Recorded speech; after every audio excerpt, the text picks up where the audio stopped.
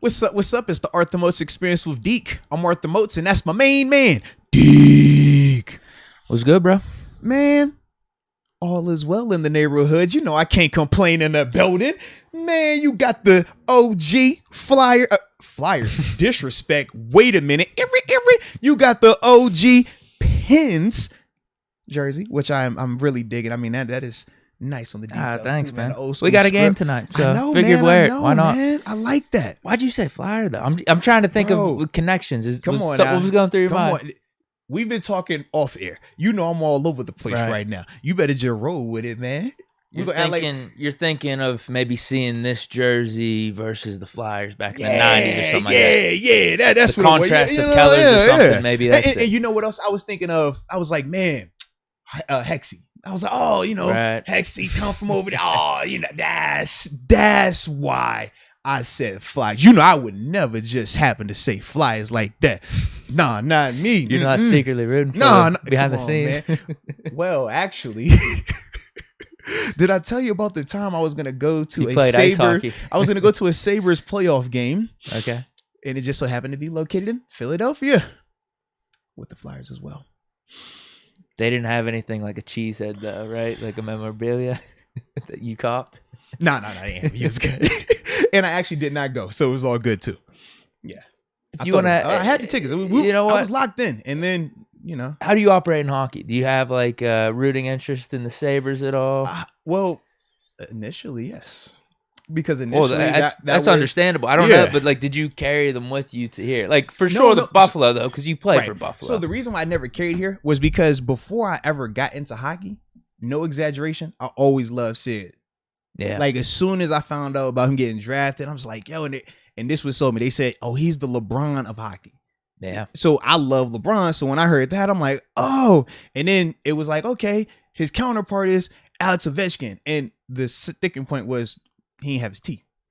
And I was like, I'm gonna rock with Sid, and from there it was like, I just started being a big Sid Crosby fan. So when I came here, that was a part of the other reason why I was excited to join the Steelers, because I was like, yo, Sid played here too, man. So Crosby, he was definitely like, he does even more than what he does on the ice, because listen, maybe this podcast doesn't happen without Crosby. If you want to really go through these connecting points, you said it gave you a little extra push to come to Pittsburgh for a fact. Crosby being here, for a fact, man. Crosby has something to do with this podcast. I was so excited. I remember within probably the first month of the Penn season starting in 2014, my mom is up for, I think it's Thanksgiving.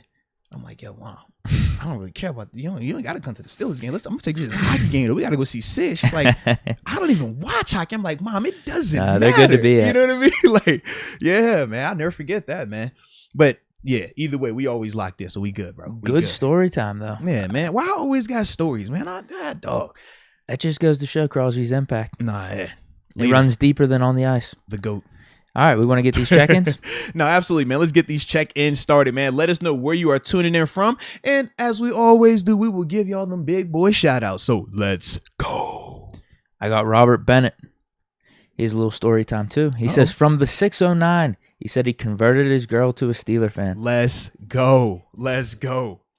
Quality Koalas, not saying where he's from. He just says, the non-losing streak continues. Coach T, the GOAT. Let's go. And broke the record, man. Record first 14 years without a losing season, and that was by Marty Schottenheimer. Now he broke that record because this is his first 15 seasons without having a losing season. No other coach can say that. Not Belichick, not Andy Reid, not Pete Carroll, not Nick Saban. I'm trying to think any other coaches we want to bring up. Sean Payton is one of those. Big name coaches. Yeah, Urban Meyer. Urban Meyer can't say it now either, man. he's out the loop. We could even go way back, right? Yeah. You could go Bill Walsh, Chuck Noll. Saying, like, none of those guys' first 15 years without having a losing season. That is extremely impressive. Oh, it really is. Yeah. Wendy Johnson, 562, Long Beach, California. LBC. Let's get it. Trina Steel Diva, Stone Mountain, Georgia. Trenton, New Jersey, and Honolulu, Hawaii. There she is. Got to list off all three. All three, always. Q, the 610, Easton, PA.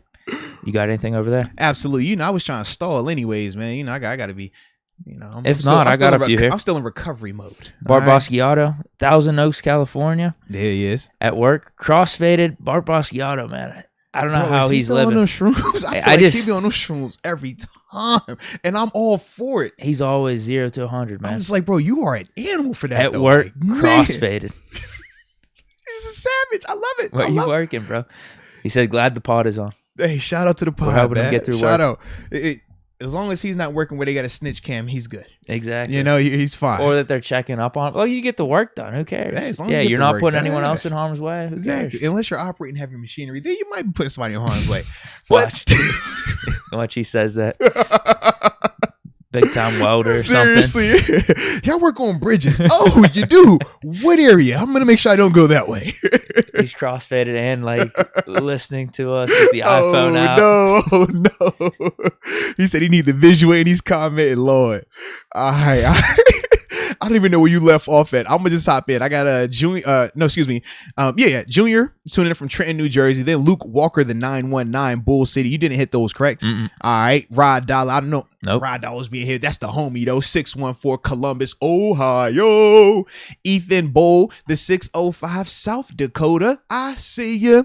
And Peter Mills tuning in from, or Peter Miles. Excuse me on that one. I like Miles. I've been playing that new Spider-Man. My little man, he love it. He's like, oh, I'm Miles. I'm like, yeah. So shout out to Peter Miles right there from Wheaton, Illinois, because there's no noise in Illinois. There we go. Nope. That's what they say all the time. Uh-oh. Hey now. What's up? Whoa. We got a little color just popped up and it's from the homie.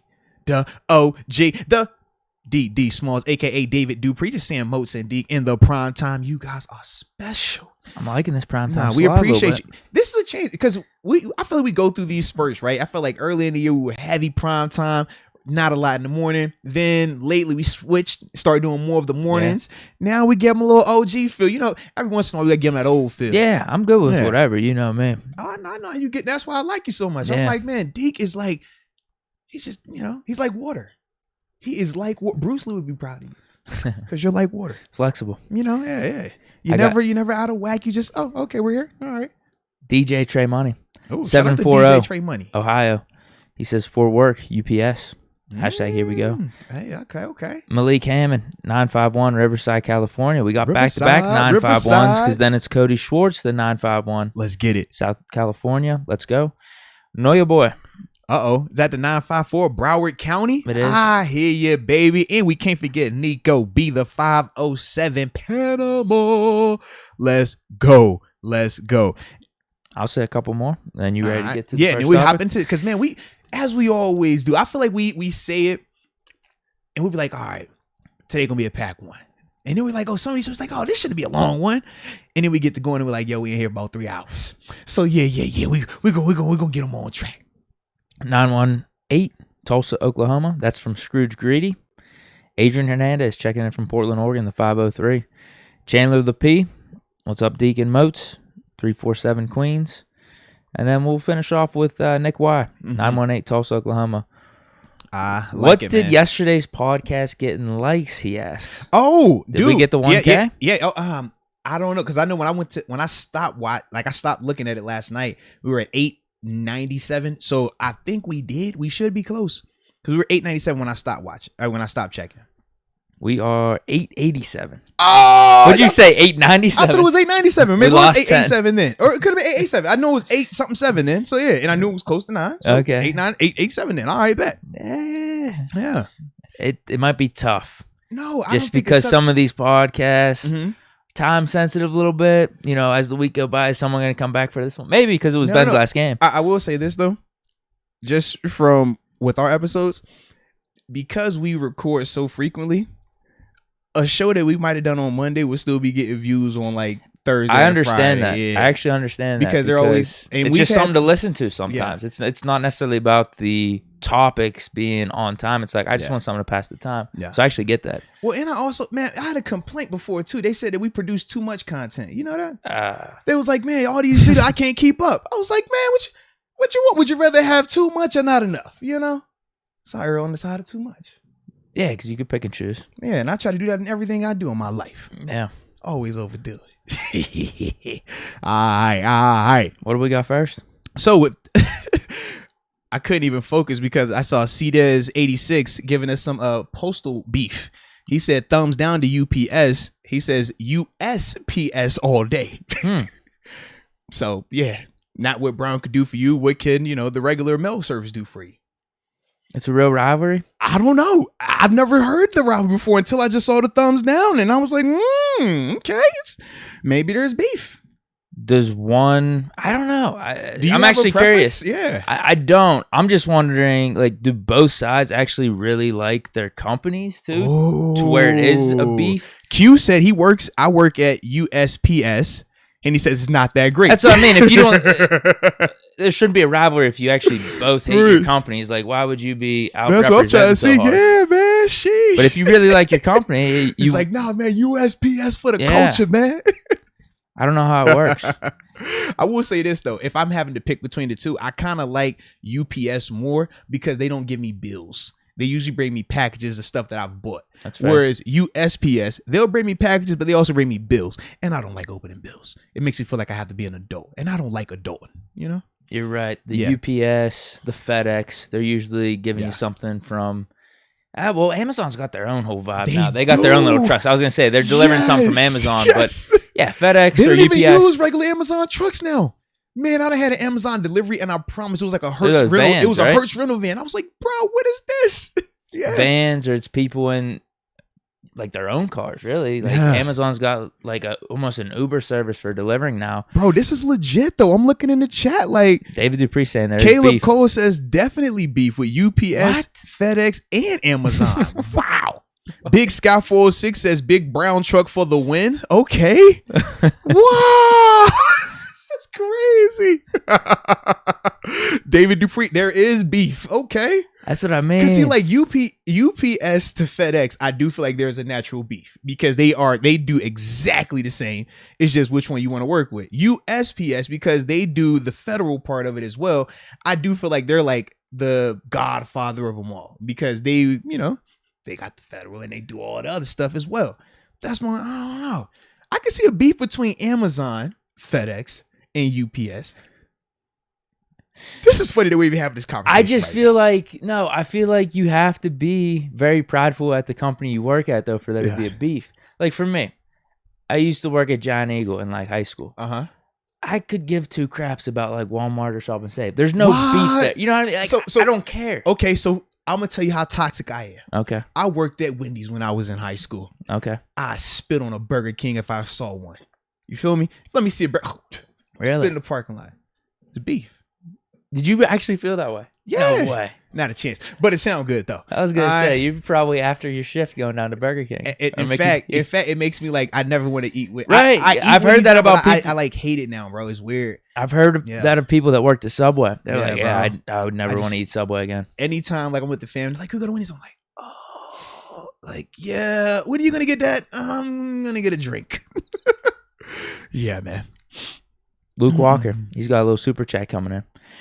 Joe Haden getting a pass interference call on 4th to help TJ pad his stats is the ultimate teammate move. Come on, man. Is this the UNC fan? What happened? I think it is because he says hashtag Sam Howell QB1 2022. No. He's like the last guy. If we want to, because this would actually be an interesting conversation in the offseason. Like, what are the top 10 moves you would want to make at quarterback? No, and you know what I mean? Sam Howell's like bottom of the list. But no, we're definitely going to have that conversation. I just think right now it's still premature because obviously we still got one game left. We got to finish the season. We don't even know what that looks like or when that is. I mean, obviously we know what signs are pointing to and stuff like that, but we still have a lot of, just non-answers right now. Well, we did have that press conference from Ben today. Oh, I wasn't even speaking to him specifically. I was just saying in the sense of like, all right, when we talk about other roster spots, does this become more of a need? What's our cap space? Right. Because I could see a scenario where they say we're comfortable enough with Mason compared to some of these other guys, potentially if you got to get a new linebacker, if you got to get a corner, if you need a safety or something like that. That's the only reason why I'm just saying right now, because we don't know any of that just yet in terms of who's coming back, who's leaving. Like, just a little early. It could be like 2 weeks early, though. Might be 1 week early, just to, you know what I'm saying? But either way, it's a little early. So we got time. We got time. But Ben made it, from my standpoint, like unofficially official in his press conference with some of his answers. What? How could you ever? Well, could you? it was coming out of his mouth. Everything else was rumors coming from the fake fans or media. I never heard from him. So Ben's a fake Ben then. He's a fake Ben. If he says he's a fake fan of himself, he's a fake fan. What you mean? What'd he say? No, well, they asked him. I think they asked him about what is. I can't hear some of the questions because it sounds so muffled, but they asked him about the off season. Mm-hmm. What's it gonna feel like or something? He said, "Yeah, once like training camp hits, June, July, it's gonna feel different. I might call some former players, former quarterbacks, that have been through this before, ask for some of their advice, how to get through it." But then he also said, I'll probably be on dad duty though, so that'll keep me busy. That was him basically acknowledging that he's not gonna have the Steelers training camp next year. And then they also even asked him, "Hey, are you gonna like text Mason or text the quarterbacks to give them advice?" Wow. And he was like, "Yeah, I'll stop through and do whatever I can, but." If they tell me it's too much advice or that they don't want me around, then I'll do that. But I'll help them however I can. Well, I will say this. I just found out. I think it was yesterday. Yes, it was Tuesday. I tell you, man, I'm spinning right now. I still have not recovered from Monday. Spin 24, round the clock. But apparently, it's they're taking odds now on what Ben's next career move is going to be. Where's That's this? like a legit This is on thing. DraftKings. I think it's. I have to Vandal, look. It's like a legit thing though. Yeah, and I think it was like coach, TV personality, and they have like legit odds on it, bro. Yeah, it's like. Were those the only two? No, it was like 10 things up there. I think it was. Yeah, it was like a lot of things. I'm listening to this like, bro, this is nuts. Yeah, I'm gonna get the info for you, but I want to come back here to this convo that we were having though. Oh, the beef. Because this is legit beef. I just saw we got a super chat you coming in about the beef. Poll it up, he says. Damon Brown. Who you rolling with? USPS, UPS, FedEx, or Amazon? And you know what, Deke? I want to know. Because I know for me, I prefer UPS. I got a couple reasons why though. All right. I like UPS. Oh, there's the poll. Yeah, poll is up now. I'm going to do this real quick. Poll is up, easy. Bro. This is actually really easy for me. Amazon, you sell out. Prime delivery, bro. What? But see, I feel like Amazon is still going to be a little bit different because when you think of Amazon, you're thinking of what you're purchasing along with the delivery. Mm-hmm. When I think of UPS or FedEx, are you talking about the people? Just the service in general of my delivery, because Amazon, they throw my packages, bro, and it pisses me off. I'm not gonna lie. And I've seen a couple of them. I had because I got the cameras. I'd be like, bruh, I know it's you. I've seen you do this. Don't make me just sit out here on my porch when I'm waiting on a package. Like, yeah. You're becoming an old guy, dude. No. And this is why. You want me to tell you why? This is why. Okay. Because I've had very expensive products from Amazon be damaged because of that. And that's why. Yeah. And the same way I got an issue with me and my USPS dude, because I got multiple drivers. Oh, that guy. I don't like him, man. Oh, see? No, did you say USPS or UPS? No, the regular, like, puts in the mailbox. Yeah. Oh man, I don't like that guy. I don't like your guy at least. So you're becoming an old guy like me then, I guess. No, but check this out though, bro. Check this out. My man's put a box. It was like not a big box, but like a decent sized box. One that if you're in the car you can't see. He puts it in the middle, right by the garage door. Mm-hmm. So check this out. You get in the car in your garage. What do? You turn the car on. You open up the garage door. You look out. There's nothing there. You drive until you hear. And you're like, bro, what the heck is that?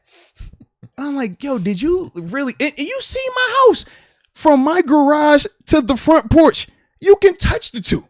It's not that far of a walk. Even if you check, it would take longer for you to walk and put it over in front of my garage than what is going to put it on my front porch. Would you agree with that? I was going to say, was there a car in your driveway blocking the view? It's a box. A box that's not going in the mailbox. You either put it on your front doorstep. A box. My only reason to think he'd put it in front of the garage is because there was another car in front of the garage, so it would block the box and no one would want to steal it. That's my only thought. But you never have cars in your driveway. You never. No one parks in my driveway. So that actually makes it more visible for stealing. Yeah. No one parks in my driveway, bro. Piss me off. So not an Amazon guy. Nah, not an Amazon guy. Not a USPS guy either. Okay. We're going to see what they say. Are we including the service?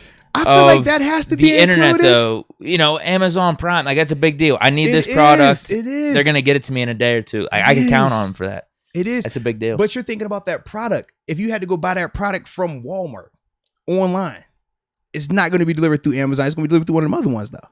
That's what I'm saying. Because I still I still feel like for you, you're thinking about if I need this particular thing, I'm gonna buy it from Amazon. So you're combining the purchase and the service. Whereas with UPS, FedEx, you're not purchasing a item from them. It's just service related. Here's my problem. I've never had those experiences with Amazon that you've had. That's my thing. All of my packages have been fine. And it's usually something in a pinch that I need. And a lot of it is products for computer, technology. Yeah. And they got them. I can get it in a day because I have the Amazon Prime. And they're never broken, anything like that. So that's I've never had your experience with it, so I can't do it. And part of it, I do feel like I put myself in that position because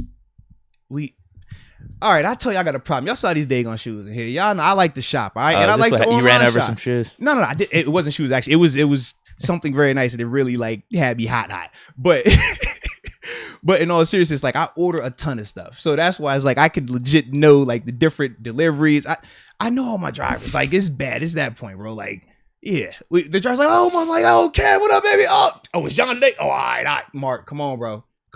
Like, please. You guys are nice to your drivers that you have snacks out for them. We show, because we order a lot. So that's why I'm like, I got a lot of, and I think maybe that's why for you, if you've used Amazon 100 times, you might be like, I've had great experiences. And I might have been like, I used like 300 times. And I've had a couple of bad experiences, you know? Yeah, no bad experiences for me. Yeah. So which one are you going with then? I told you, man. I'm a UPS guy. UPS. Yes, because not only do they deliver and they have it on time, no bills, but that's also, they help provide me with a mailing address as well. You know, when I tell you, hey, man, send it to this location. That's provided by UPS. Box. But it's like a legit mailbox, yeah. Okay. Got access to us. Like, it's cool, man. I feel them probably got a key, you know? And they drop your packages off in better spots than Amazon. It's because I feel important. When you're getting it from UPS, it is something you're looking forward to. Yeah. They just put it in a better spot than Amazon. So when I see it and I get it, and when I walk in to pick it up, you know what they say? Mr. Mo, what up, Mo? What up, man? I'm like, y'all know I got y'all, man. How we doing? Y'all want to talk ball? We talking ball today? All right, let's talk some ball. And it's all love.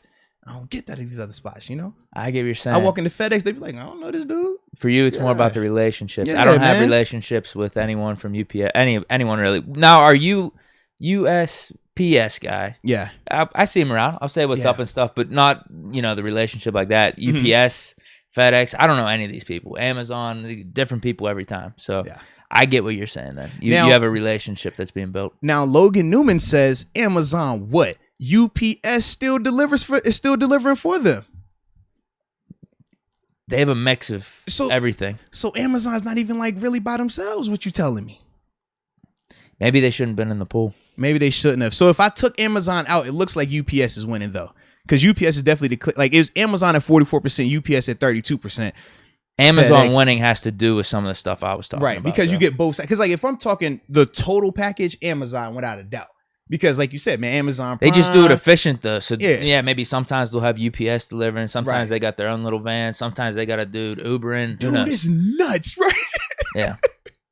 You could go to like lock boxes in like local grocery stores too. They'll have them in. Yeah. I did that one time because that was for, I think, next day delivery. Because instead of the 2-day free Prime, I was like, I need this tomorrow. Right. And they were like, we get it to you tomorrow, but you got to pick it up here in like the lockbox. I'm cool with that, I was like, I don't care. If I could get this the next day, I'm literally ordering online. It's crazy. I do love those. And I love the options of you can just pay more at times to get it delivered faster. Because I'm always a guy of like, I don't mind paying more if the service is legit. And if you're telling me that I'm going to get it, like you said, in a day, or if I really got to have it, yes, it's worth it. Absolutely worth it. Oh, Barilla 92 though. He's got a take. Uh-oh. You reading them off? Yeah. Go ahead, get Barilla, man. He says the FedEx slander. The boy is professional AF. Professional as. But yeah, those ground guys are wild, LOL. I don't like them either. No beef and cool with all you guys. Those ground guys. So wait, what's he talking about? Probably the UPS ground, like UPS ground. That's another. I know that's another part of it. I don't know if that, because you got UPS ground, you got UPS air, or no, is it FedEx ground? FedEx I think air? He's saying he's FedEx.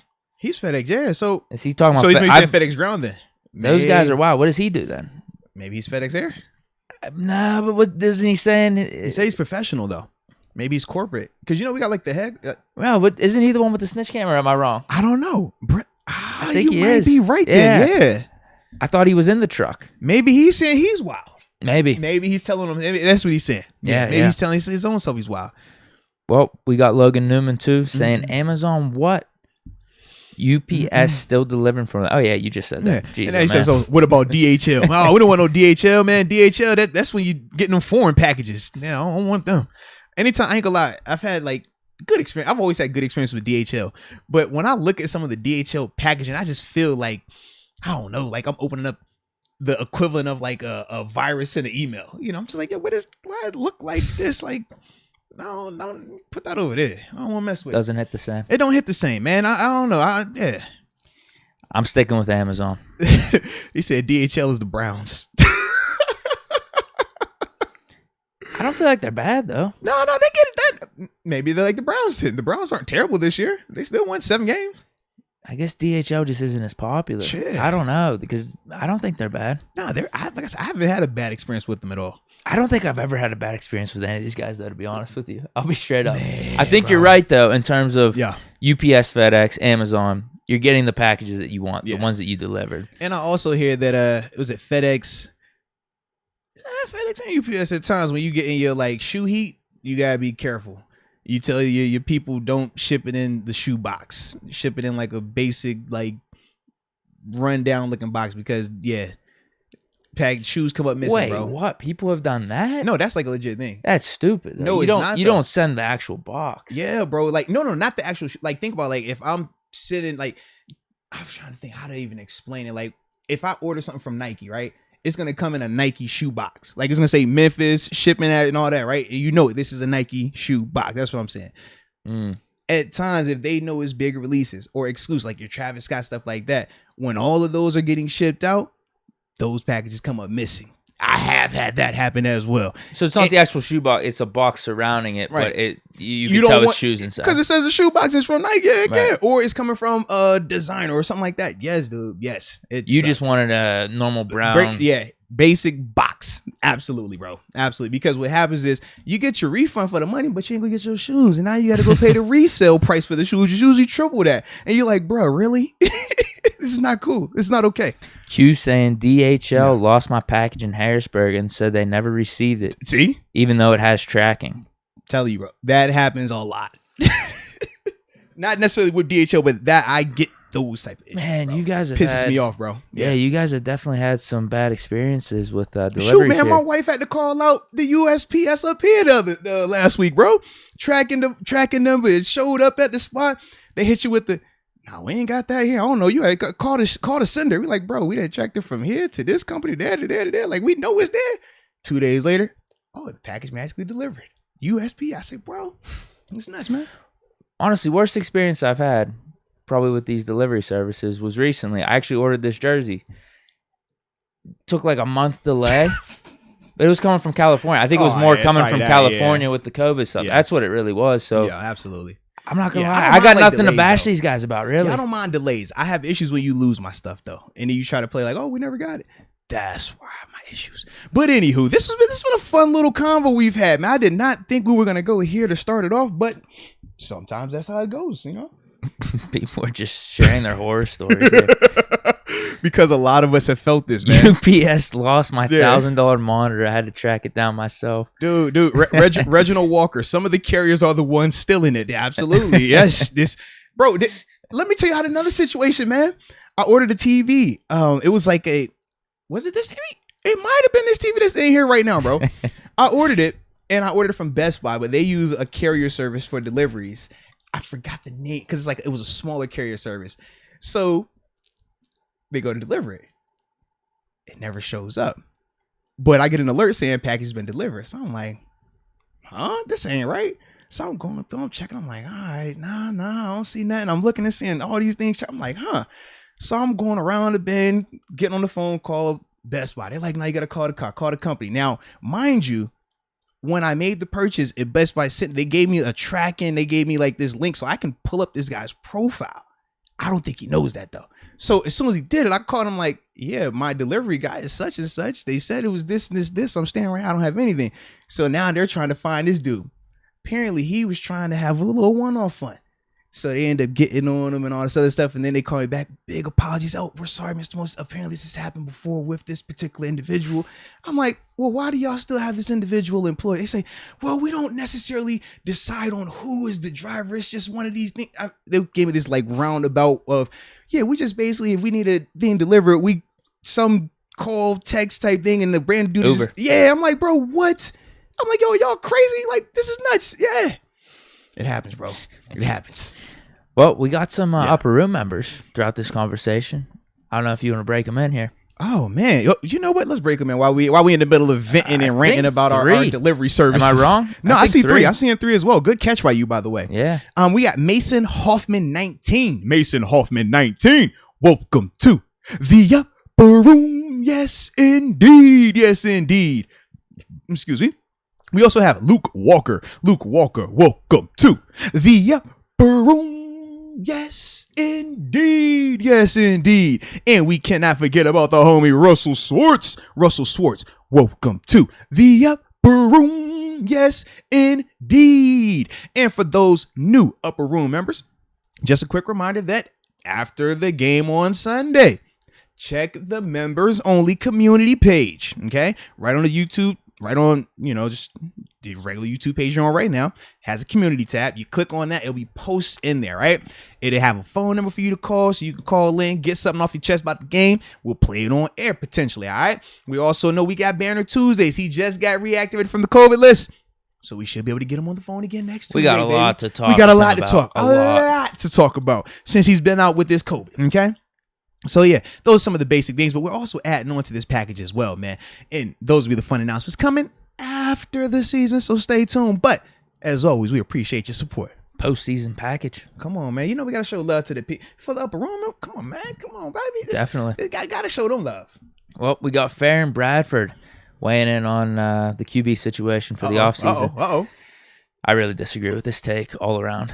He says, personally, Deke, I feel Pickett is overrated. How are you 22 and throwing with a glove on like you're Kurt Warner? LOL. Why do you think of... I think this should be what? What do you think of passing on a QB this year and building the team the right way?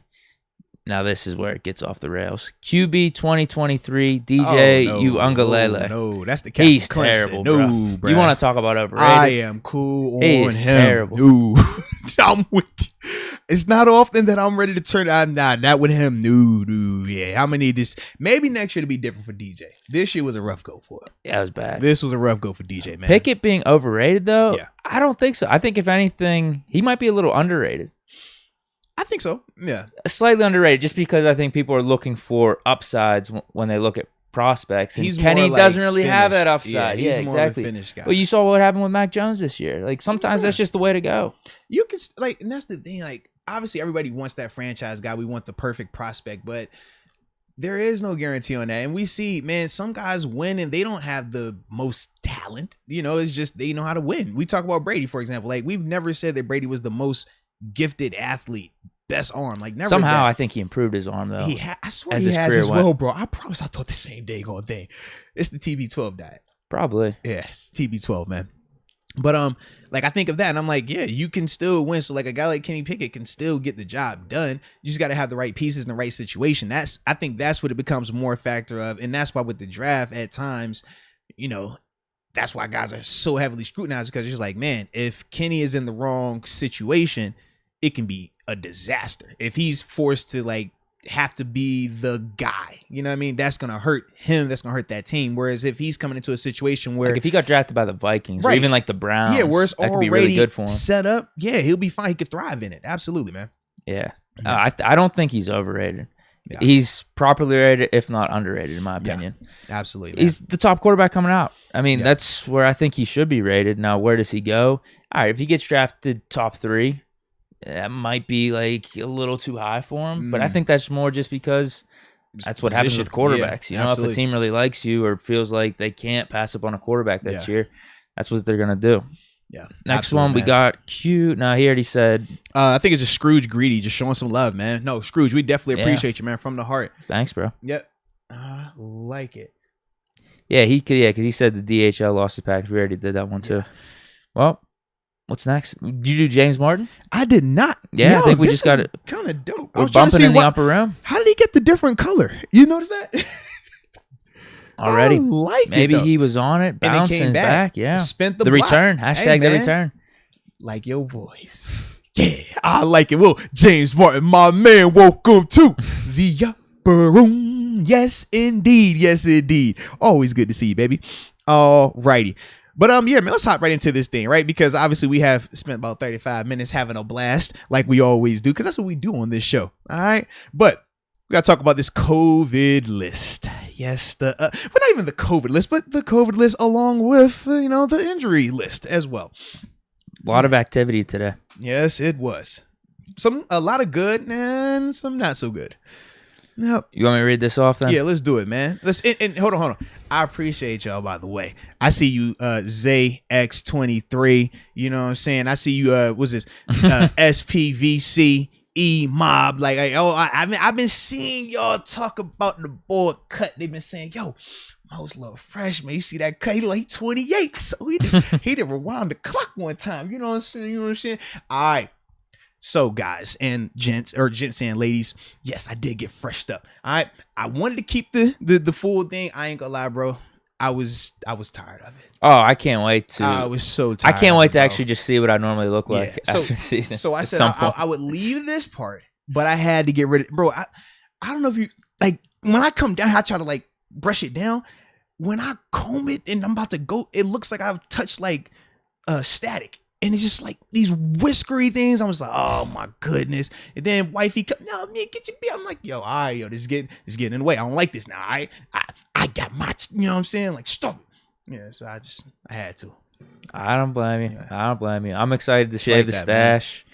Yeah. I don't think I'm gonna go full buzz cut. I'll probably just get a nice little cut or something. But yeah, I'm excited just to if you want, get a new look going for the spring. Well, I was gonna say if you want, I got the Manscapes. I can, with the lawnmower, the 4-point, I just and just go bald. You know what I'm saying? They got the little brush. I just brush whatever was left over. No, I'm good. I don't need you to be my barber. You sure? No, I'm good. Well, shout out to Manscaped though. We'll talk about them later, but you know what I'm saying? Like if you need, there's the extra light on it too. I got your back, bro. I don't need that. If you hold your head back, get the mustache. Want me to go up or you want me to go down? No, yeah, definitely not that. No, we're good. We're straight on that for sure. Right. I just figured out. That's the least I could do. That's the least I could do, man. No, I think you should just stick with the podcast. You're doing stuff with the fan, doing stuff with Steelers. Just do that. Okay. All right. Well, no barber. If you change your mind, yeah. I got the lawnmower 4-point. We're good to go, bro. No, I'm straight. I'm good. Right. We don't need that. Right. So who was that? That was James Martin. Yeah, it was, right? Yes, James Martin. Yep. He wants the song, I think. Oh no, we just did. I just did. You sang it to him? I did sing it to him. Yeah, we're good. Wow. And then James, you're tripping, bro. You're wild. It's cool. I think we both are today. Yeah, it happens. You know how he goes. I missed the song. Wow. Yeah, you definitely did, bro. I gave him because he was like, oh, he came back, and I was like, oh, I gave him the song, and I just saw where James Smith just asked, hey, how do you join the upper room? And I know usually everybody in the chat says it, but I'll just say it as well because you did hop in, But yeah, easiest is probably on the desktop, but worst case, you just open up the YouTube app. When you go to our page, it will say join, right? Just click that. But yeah, desktop is probably the easiest way because it shows up right. It's like the top right of the screen or whatever as soon as you go to the page. So yeah, that's probably the easiest way. Okay. Injury report then, right? Yep. Oh, and then also, James, I totally forgot this too. If you don't want to go on your desktop and you want to do it from your phone, in the description of every video that you see on this page, under the description, it'll say join the upper room. And it's a link. You can just click that link as well. And it also has the link for like the merchandise, obviously like the sweatshirt I got on. This is the new crew neck. It's fresh. You got that with the cool grays on too? I did, man. I've had like 4 different outfits on today, bro. It's one of them days. It happens. But ultimately, that's the easiest way. And it'll have like the links, like I said, to all of that stuff. And then even the podcast audio only link as well for those that just listen to the audio part. That link is in there also as well. So you got plenty of options. You ready for this list? Yeah. So G, do you need to take a sip before you get to reading off this list? I feel like there's a lot of action that happened today. No, I'm good. Okay. All right. All right. So this is the positive news. The team is activating offensive tackle. Good friend of the show, Zach Banner. Mm-hmm. Linebacker, former first-round pick, Devin Bush. Hey. Defensive back. I noticed you didn't say starting linebacker. Was that by design? Oh, no. Okay. He's going to start. Okay, just checking. I don't know. Oh. We'll get to that later. Keep going.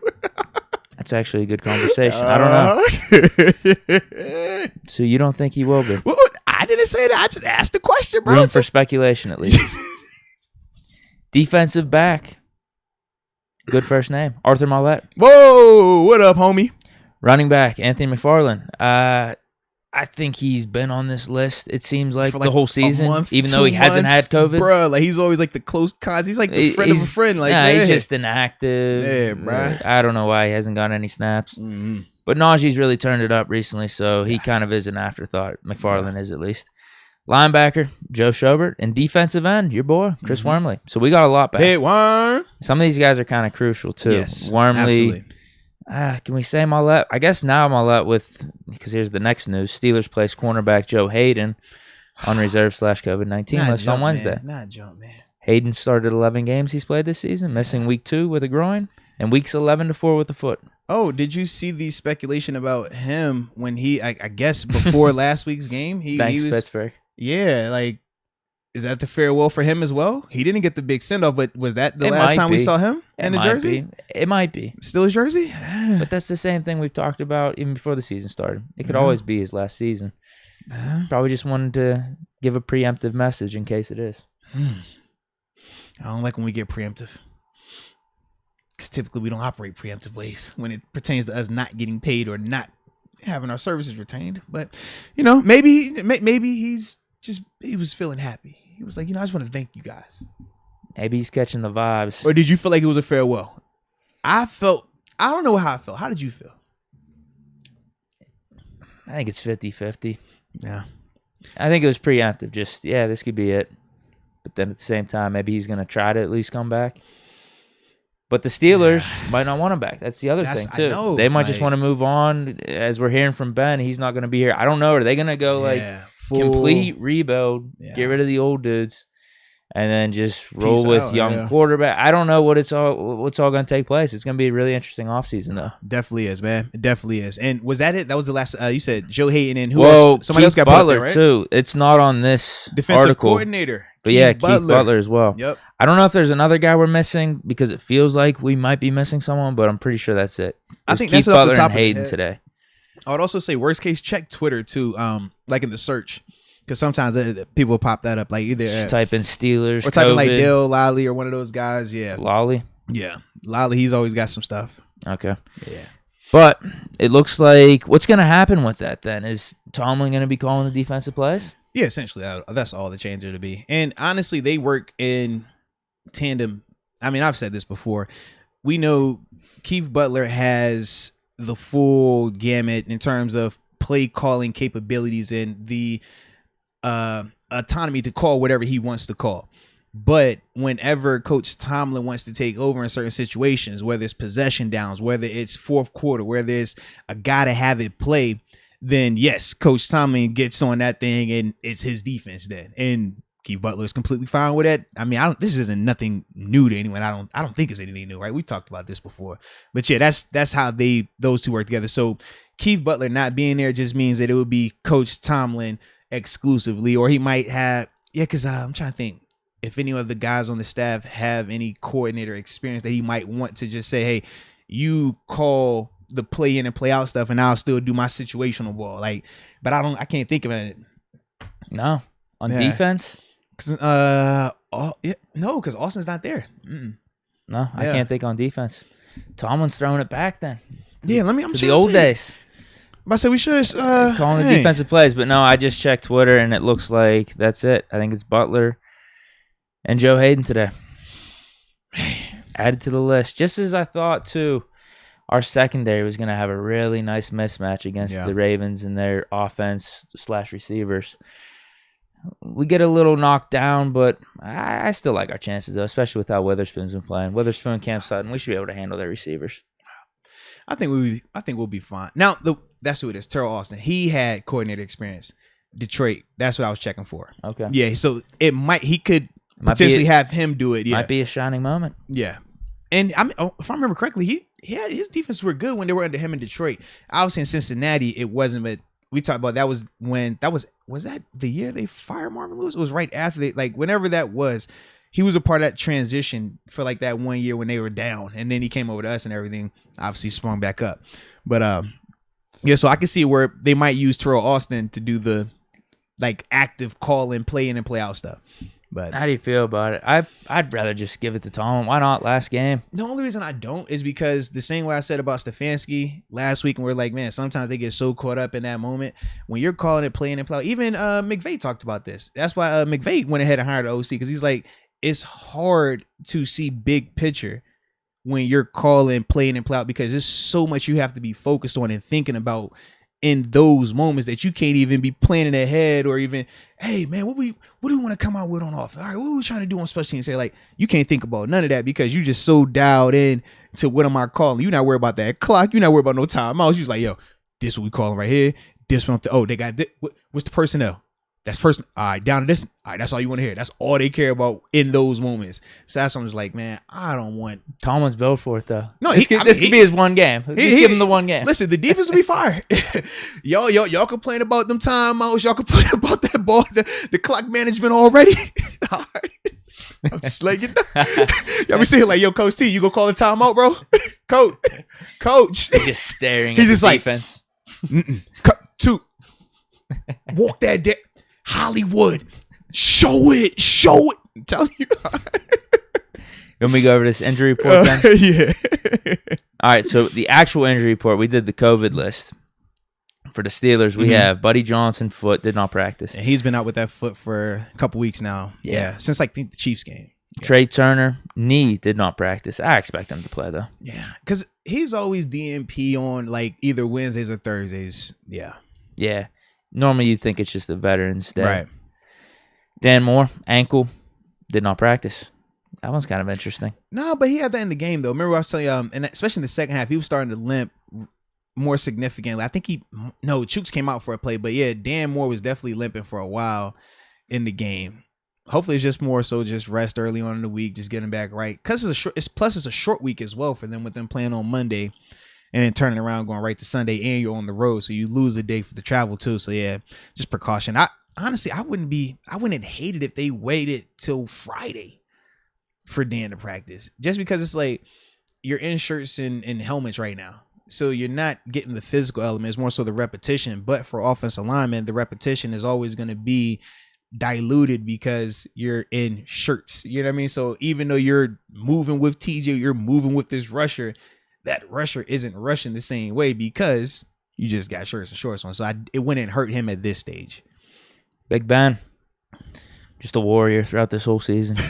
Packing right shoulder, limited. He just popped. Is that the first time he had that? I feel like that's new, man. Nah, he's been dealing with it the whole time, man. battling through. Oh, all right, battling through. All right. For him to even be limited is just a valiant effort by him today. Terrell Edmonds, groin. Actually, I forgot that was the big one for today. We were talking off the mic a little bit, saying like, the injury report doesn't really look that extensive, nothing new. No, Edmonds groin, limited though. All right. Not good. Definitely not good. Okay. Man, who's running the Steelers website too? They got him listed at cornerback. Bruh. Party foul. I'm trying to see. C's close to a D, so maybe they tried to do DB. Close, man. Nah, man, it ain't that close. DV for defensive back. Hold on. What's up? Hold on. We got new color. Oh, we got that pink. Yeah. I kept peeking back and forth because I'm thinking like, oh, these are the regular supers. That's not a regular super. That's what we stopped the show for. Super, ladies and gentlemen. Sure. DJ Scratch. Mr. Keith Chambers, we greatly appreciate your support. And like we said, when you make a contribution like that, we do stop the show. Forgive me for not catching it as soon as you did it. But Keith says, looking to win Sunday, but I still like Tyler. He is better than some starters now in terms of Tyler Huntley. That's the Ravens backup quarterback who's been starting for them since Lamar's been out. He is not going to cost a lot. Use cap money to sign Minka, free agents to beef up the offensive line and the defense, then draft accordingly. CNC Steelers 704, Charlotte, North Carolina. Man, shout out to Keith, man. No, we greatly appreciate that. And I actually do. I like the mindset of how you're talking about building up the team. I'm just not as sold on Tyler Huntley just yet. I'm not either. Like when you watch him, he's a poor man's Lamar. And I say that because he gives you some of the run ability, but he's not as fast or as elusive. He can throw, but his arm I don't think is as good as Lamar's in terms of just like the strength and stuff like that. Some people think he's got a better touch at times. Better touch, yes. You're right in terms of the strength. Right. 100%. I like the touch, but I feel like part of the touch is because he ain't got no pop. Yeah, almost like Doc. Yeah, exactly. It's like, yeah, you should. Like you gotta have touch if you ain't got no pop. Yeah. Whereas I'm like, I feel like Lamar, I still haven't turned that corner on. Can he develop more touch? Same way I thought about Josh Allen was like with Josh. In the first 2 years, people, he can't develop. And now we're like, nah, he did develop. Lamar showed a lot like first half of the season though. He was nickel and diming people, but then he started to fall off with his passing a little bit. So for me, I'm like, I still think that he can develop that part. But with Tyler, now we're saying this, he could change all of our minds come Sunday. You know, if he come out here and he doing what he do, and what was that game? Green Bay. Green Bay was when he balled out the 4 tutties and all that stuff. Yeah, he give us that performance. Then you know I might be singing a different tune. All right, but for right now, the sample size is small, and just from what I've seen from him, I just feel like he's more of an imitation of Lamar, and I don't think that's going to be the best way to, if we're going forward, right? No, Ben, I don't think he's going to give us that answer that we need. And I also think that he turns the ball over too, which he does. He does. I'd rather just go Haskins then. Oh, yeah. If we were going to do that. You get what I mean? Yeah. If we're talking about bringing him in versus Mason and Haskins, let's just do that. I don't think he's going to be that much of a difference maker. Yeah. Could he win you a couple games like you saw with I think he could the Ravens this season? But I don't know. In terms of giving him the keys for a full season, I'd be way more interested in Haskins. I think he has the most upside. I would agree. Out of the 3 guys we just named. But there's so many options. That's the other thing. And that's what there's so many options. We got time. I know everybody chomping at the bit for these quarterbacks. They are. We're going to have these talks. We're going to have them. It's just early, baby. That's all just early. But we're going to talk. But I like that. That was a good one. And once again, shout out to you, Keith, man. We greatly appreciate you. You want me to finish the report and then come back to the chats maybe? Yes. Okay. Last one on the Steelers. Because like you said, when it's certain ones, when you start in that area, that 50 ball range, is like, yes, absolutely. What we're speaking on can pause. Yeah. Kendrick Green, still with the calf, limited. I think it's going to stay that way. By design. JC, man. I mean, because clearly Green did dress. He was dressed. He was available. It wasn't. I didn't even notice that he was. Yeah, and I told you that. I was like, yo, he's dressed. You probably, I don't even watch that. I tell you that. I forgot what. Deke definitely remember that conversation. All right. So yes, he was dressed. He was dressed. He was warming up. He did everything. But they for certain they definitely went with JC, and I love it. I'm all for it, man. Yeah, definitely stick with JC. Yeah, I'm all for it, man. And LeGlue. I know you're LeGlue over Dotson right now. I don't feel like I'm the only one though, because when we had the talk, right, and we put it in the chat. We put the video up. I was going back through the comments like I always do, and I'm like, bro. Oh, people like LeGlue. They're like, yo, oh man, like man, LeGlue and JC. That's the pair. We haven't seen it like that before. I'm like, oh. Wait. Oh, now you want to wait. Now he want to wait. Let me just throw this out there. Let me throw this out. How do you feel about LeGlue? What you mean? How I feel in terms about of potentially being a long-term starter? What do you mean? Just tell me. No, why you want to do all that? Because Dotson likes right guard better anyway. If we're talking about building a line for the future, I thought we said we moving Kendrick Green to the guard spot. No, that's not happening. That's what everybody keeps saying. Move Green to guard. Which guard we moving him to? Yeah, move him to guard. We're not writing off Dotson. Which one he going to? You know, I'm just asking for a friend. That's all. Not write off Dotson. I think that might be my new thing. The fake fans for Dotson. Hey, yo. The people that wrote off Dotson. The doubters, the haters. DK. Hey. All you guys that ripped on Dotson. You know, you need to be calling DK and say, DK, drop another article. He needs another article. Because he came back and he was pissed. He played well. Good. Yeah, I think he's had a decent season overall. It's been good, but the problem is the expectations were higher. It's that simple. Yeah, when you say all pros and Pro Bowls. because that was definitely what we were talking about. That's what the feel of Steeler Nation was around Dotson. If we being real about it, everybody, we gassed him, we hyped him. I was into leading the it. charge. You were the conductor of that train. Yes, Yep. yes, indeed. And it was just like, man, did he come back year 2? You're like, whoa, wait a minute, this ain't what it's supposed to be. Yeah, that's all, man. It just make you look around a little bit. He was still, between him and Trey Turner, the best on our line. No, I agree with that. Yeah, I agree with that. Yeah. Now, what's that saying? Our standard as a line as a whole was pretty bad. Yeah, he didn't live up to the hype that I thought he was going to be this season. Yeah. Pro Bowl, All-Pro. He didn't deliver to that form. Right. But no, I think he's still a good player. And I'm just saying, if you like LeGlue at left, we don't have a problem moving Dotson to right. Oh, so we kicking Trey out? I don't know. It depends. Does he want to resign? That's why I'm asking about LeGlue, because you think he's a quality starter, because then you're talking about him versus Trey Turner and Dotson. Honestly, this is the whole, like, when I think of it in all seriousness, right? Not messing with you, which I do like to do a lot. I don't know why. I'm just a sick person. But no, it's fine. Dotson as an individual, I love. I think, the power he has, the tenacity, the nastiness that you want with offensive linemen, and I thought he grew as a pass protector last year as well, not just solely focusing on the run blocking, but I thought he did some good things, with pass blocking. That was the question mark for him coming out, was like, can he pass block? So if we're talking just individual players, yeah, I think that, he's the better player without a doubt. But in terms of right now, I do think that LeGlue has meshed a little bit better with a guy like JC. And a lot of that could be because when you're talking about practice, right?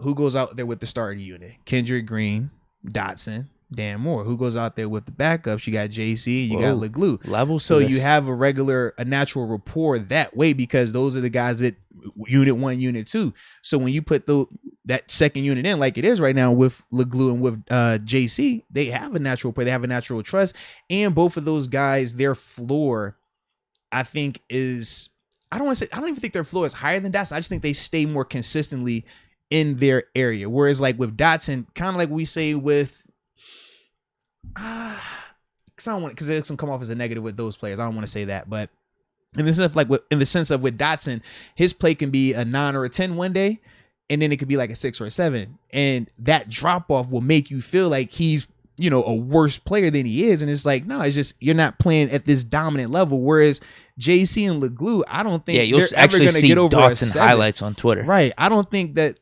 JC or LeGlue will ever play above like a 7, right? Out of a scale of 10. But I don't ever think they're going to play below a 5 either. So they're always going to feel like they're playing well. They're always going to feel like they're doing their job. And that's what they bring. No different when I talk about Chris Wormley, right? Chris Wormley compared to Stephon Tuitt. Wormley is not going to give you level 10 productivity, but he's going to stay at that 7 and 8 range as we've seen, right? He's going to make the plays he's supposed to make. He ain't going to do the extra play, but he's going to make the ones he's supposed to make. But then you think about Tua, and it's like Tua gonna give you a 4-sack game, and then you might have a game where you like, it's Tua out here. And that's just that swing a little bit with certain players, especially when they're still young and developing and growing more and more like that. And when you talk about guys like Dotson, guys like Green, they're younger players. So that's expected. JC, he's not a young guy. LeGlue, it's a little different with him, but he still isn't a rookie either. So it's like you can feel a little bit more of the veteran with them. Okay. Yeah. Okay. Well, this will be another thing in the offseason. Obviously, we've been talking about offensive line, how we got to address it. But if JC can have another decent performance, LeGlue's stringing together some decent games, like, how do you feel about them two compared to drafting someone at the center early on? And do we focus on the tackles instead? Right. Do we feel comfortable enough that they could, we could actually start the season with them at least? Yeah, that would that's the interesting part. That's why I asked about LeGlue. Like, do you feel like he could be actually a starter? Because honestly, even if I don't feel like he can be the starter for 17 games, I still want to keep him, no different than BJ Finney when he served his role here as that swing interior offense lineman that can give you center play, can give you both guard plays. I look at LeGlue the same way. I mean, if you have to start, great, but I love you as this backup that can come in and like legitimately back up multiple spots. No different. We talk about Joe Haig. It's like, man, Joe can play right. He can go over and play left. He can swing in there. Yeah, I'd like to bring him back too. Actually, and that's the thing. Like when you're talking about building your roster, it's not always about all pros and Pro Bowls. Like you got to have these type of guys because as we know, injuries happen. Even with TJ Watt and the crazier he's had, he's missed games. Mhm. He's missed time. You got to have those depth pieces that are still quality. And I do think LeGlue, worst case scenario, him and JC Hassanauer will definitely give you that quality. They should depth. be back. Yeah. They should definitely be back. But that could help because we know the importance of tackle positions. Yeah. I mean, I feel like that is a little bit more important than drafting a center, left guard, right guard. Although we saw how Green's played this year and kind of realized the importance of center. Bro, they quick. killed me, man. Todd, I think it was Todd Sikowski. He said Kendrick Green has CeeLo Green arms. Like, bro, what are y'all? And I instantly stood a little like, man. Dude, Green's going to come after him. Like, bro, and it's not like we didn't even say that they said this, man. It's just funny though. I felt guilty for laughing, but I'm like, man, CeeLo, like, I don't know. We've all been ripping on Green a little bit these past couple weeks. I ain't gonna lie. He might want to file me one day. He'd be like, yo, Moats, heard about that podcast. Could be some good numbers. Little boxing match, maybe. All right. You versus Green? All right. You got him. You got the reach. It's I ain't gonna lie. It's just certain ones. You know how. I don't know if you know how this goes. You want to fight Green, it seems. I ain't. I'm non-violent, bro. I'm non-violent. When I said there's certain ones, I was saying in the sense of like, I forgot. I joke with me and Peasy. We always joke like this. Joey Porter, we call him Peasy. I don't know because I know not everybody knows it. Oh yeah. Yeah, but we would always joke and say, you know, it's just certain people we know. Like, regardless, whenever you see me, even if you snuck me, I'm gonna win this one. And me and Peasy, we'd always just walk around the facility like, yo. What about him? Yo, I like that. That's me. He's one of the ones right here. He's like, all right. He asked me, yo, Moats, what about this? I was like, Danny's, bro, I like me. You know what I mean? So when I thought of, you know, Green, you like, yo, he might run. I'm like, I ain't gonna lie, I like me. You Green on the main card, me versus Marsh on the undercard. You should have like a double header that night, man. I feel like everybody, you talk at people, man. You go sometimes, man. Yeah. So yeah, that was us on the injury report. You want me to go over to the Ravens? They actually have a lot. Yeah. Update them, please. All right. So Anthony Averett, and who is the corner, yeah, probably their best cornerback on their roster seriously, right now. man. I actually don't mind him, but he did not practice, ribs and chest. Mm. Outside linebacker Justin Houston, just resting, did not practice. Lamar Jackson, ankle, did not practice. They are saying there's signs that he could play. 3 weeks now for him. And so this is my only thing. I understand they're saying they have signs that he can play. He's pushing for it too. Well, he has to because he's trying to get paid too. And that's the other part with him. But the only reason I strongly doubt that he's going to play. I really feel like he had a high ankle sprain and they just tried to say it was a low and give you the week to week stuff. But just thinking of the timeline and just hearing, okay, he went out there and tried to practice last week. And one day in, he's limping again, you know. Bad. Oh, he was limping last week. It was like bad. Yeah, and I was like, that was one practice. And it was at the end of the week. That to me, if Lamar can't run and use his athletic ability, Lamar Jackson is not Lamar Jackson. Like we'd almost rather. Yeah, we would rather you put that version out than a healthy Tyler Huntley. That's just the truth. That's the reality of it because Lamar as a passer solely, that's not going to scare you. Lamar's passing becomes scary when you talk about his legs because now it forces you to play certain coverages. Yeah. This one's interesting. Patrick McCary, hand, did not practice. That's the right tackle, too. Yep. Owe, foot, did not practice. Ricard, knee, did not practice. Jimmy Smith, rest, did not practice. Tavon Young, rest, did not practice. Okay. So they'll be in. Zeitler, rest, did not practice. So he'll be playing. Powers, foot limited. It looks like they're going to get like some of their interior back here. Yeah. Bozeman, illness. They said he was full. Tyler Huntley, they said he was full. They got him marked as illness, maybe because he was on the list like last week. I don't know. Maybe they had to keep him on.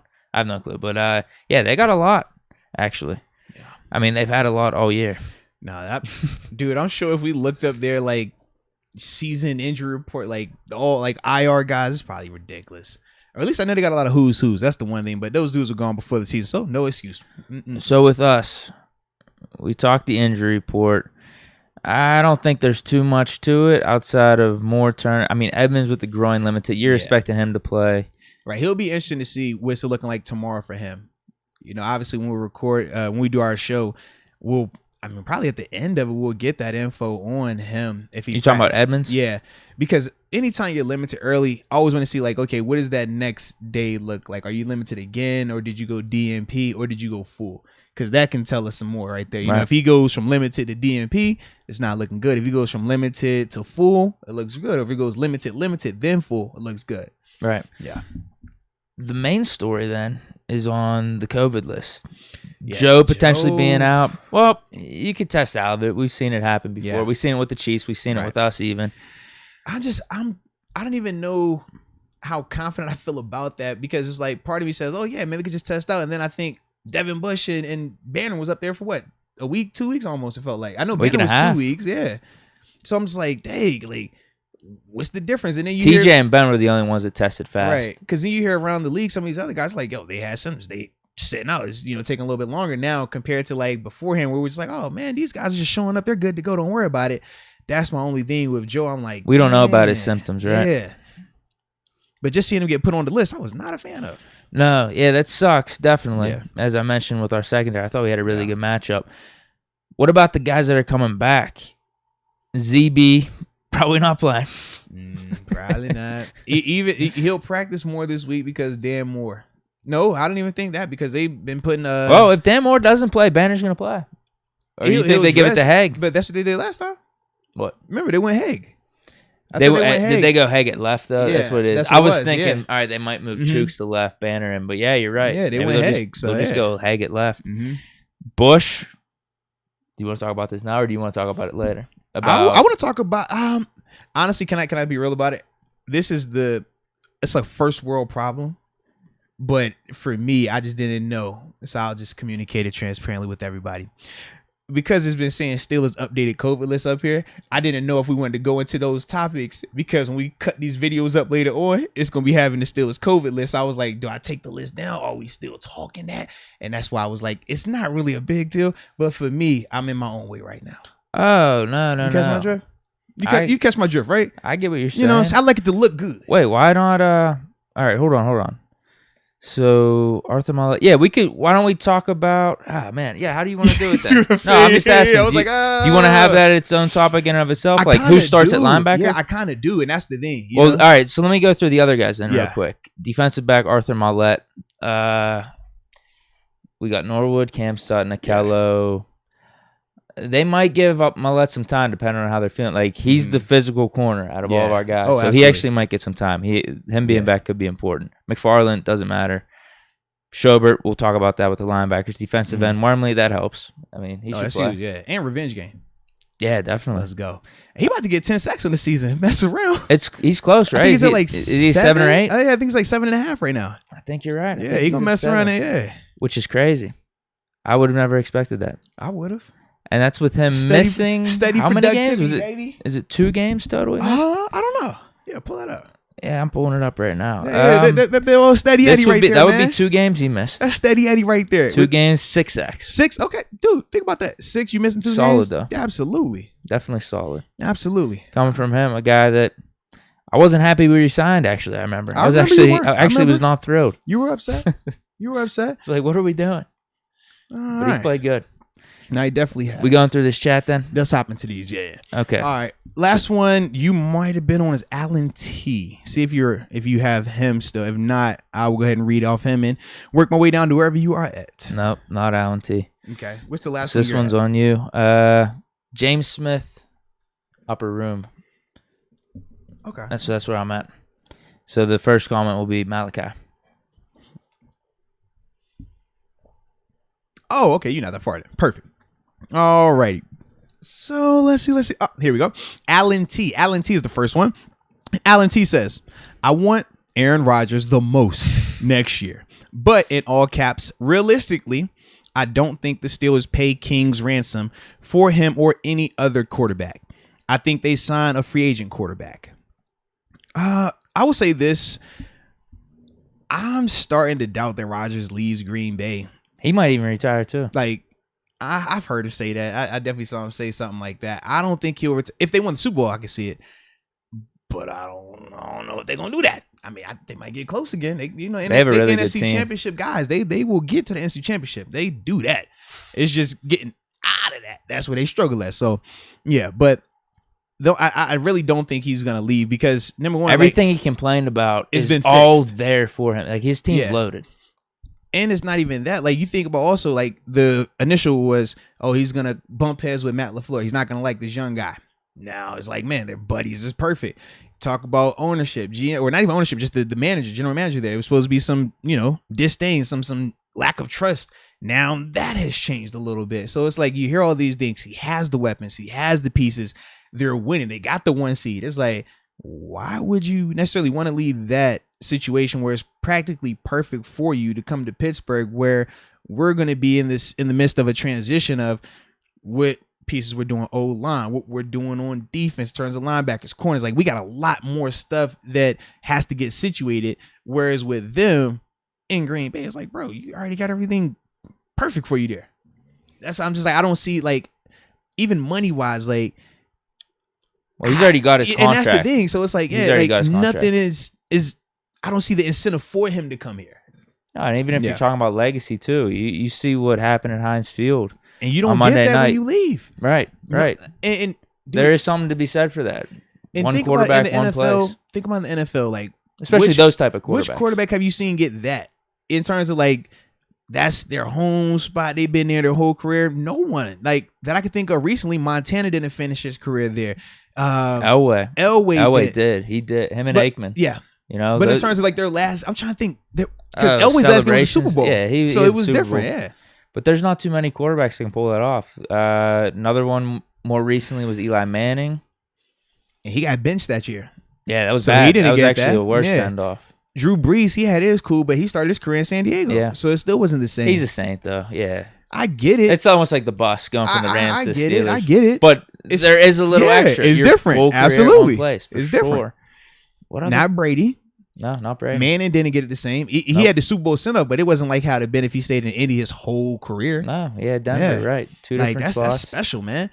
And you said Rodgers, he's probably the only guy realistically in line right now to get that level send-off.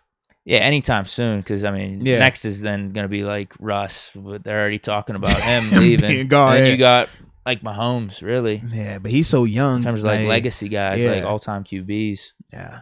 So, yeah, there's just going to – it's going to be crazy different. For me. For me, at least, dude, because it is about to be, like, a whole new era. Yeah. Ben retiring, then it's Brady and Rodgers, and then it's, like, everyone else that's new outside of Russ, really. Yeah. Russ and Stafford would kind of be in that 30s range, and then which is crazy. You're kind of waiting for Matt Ryan to retire too, but he's kind of an afterthought in my opinion. Anyway, right now. This is nuts, man. Yeah, whole new era for these young QBs.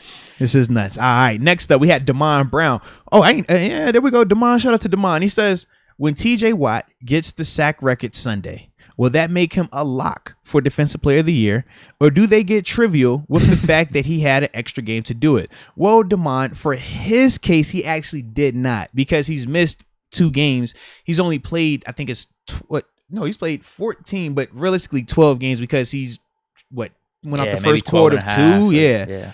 So with him, that situation is different. The only realistic person I see threatening him is Micah Parsons, because Parsons gets the double-digit sacks with half the time at outside linebacker, and then he still has a ton of tackles from playing inside linebacker, and he plays in Dallas. They have a Sunday night game. Yeah. Saturday night. Saturday night, yeah. The only in terms of those two, like both of them have great storylines, right? In terms of TJ and in terms of Micah, I just feel like the NFL is not going to want to give it to a rookie. They're going to give it to TJ because TJ has had to earn this thing. It's been multiple years. I just think that's where you already think it's locked up. And we talked about that last episode. I personally do. My only concern also is Dallas has won their division and they are a marquee franchise along with being a winning franchise. Like they're winning this season, whereas we typically don't see guys that aren't winning get those end of year awards. And with the Steelers right now, we know we're having a down year compared to the Cowboys. But if TJ breaks this sack record, man, I feel like it's hard to deny that man. Steeler Nation's so snake bitten, though. from these last 2 years, I guess. Especially last year. Yeah, bro. It's weird because I think his 2019, I've said this multiple times, I think his 2019 season was better. Yeah. But in terms of the defensive player of the year run, I thought he had a better case last year just because of who he was going up against. Yeah. And for him to not get it last year kind of sucked. But I do feel like this year is the most wide open it's been. Yeah, it's because even more I feel wide like open. when Gilmore won it, I thought Gilmore I felt like Gilmore did clearly enough. I know people tried to bring up other guys, but it was just like when you're trying to bring up Steven Nelson, when you're trying to bring up he wasn't in the deep. No, but remember people because that was it was his numbers are just as good. And it's like they were close. It's outside of the picks and the touchdowns, right? And outside of who's guarding, it's like, bro, these are not the same guys, man. So with this year though, we've seen it. The conversation that started with Myles Garrett, then it went to Trevon Diggs, then it went to TJ, then it went to Micah, then it went to Diggs. I think it went back to Myles for a little bit. Now it's back to TJ. Like you can see how all these guys have had their moments. All these guys at one point in time have felt like, oh, it's locked up. Give the guy the award now. And here we are going into this last game. I will say this though.